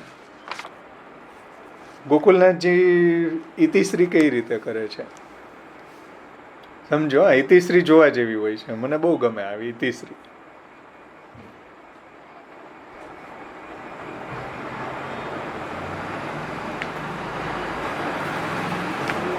એટલે બધાય ટીકાઓની ઇતિશ્રી જોવા જેવી હોય. કોઈ બીજી કોઈ જાતની ડિગ્રી લગાડતા નથી કે 1008 કે ફલાણા પીઠાધીશ્વર કે પૂજ્યપાદ. કોઈ જાતની ડિગ્રીની જરૂર એને નથી. કેમ? એને એક જ જરૂર છે, મહાપ્રભુજીના ચરણોમાં એકનિષ્ઠ. એના સિવાય બીજી કોઈ આવશ્યકતા નથી એને. મહાપ્રભુજીના ચરણોમાં એકનિષ્ઠ સિવાય બીજી કોઈ ડિગ્રી એને લગાડવાની જરૂર નથી. રઘુનાથજી શું કહે છે? ઇતિ શ્રી વિઠ્ઠલેશ આત્મજ રઘુનાથ વિરચિત અંતઃકરણ પ્રબોધ સંપૂર્ણ.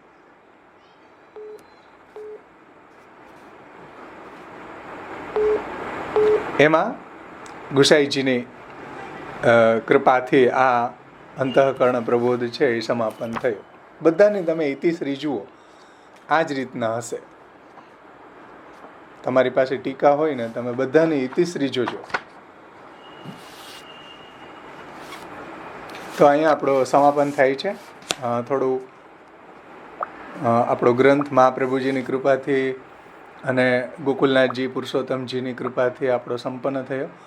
કંઈ અન્યથા વ્યાખ્યાન થયું હોય તો આપણા આચાર્યો અને પુષ્ટિપ્રભુ ક્ષમા કરે. અને અહીંયા આપણે સમાપન કરીએ.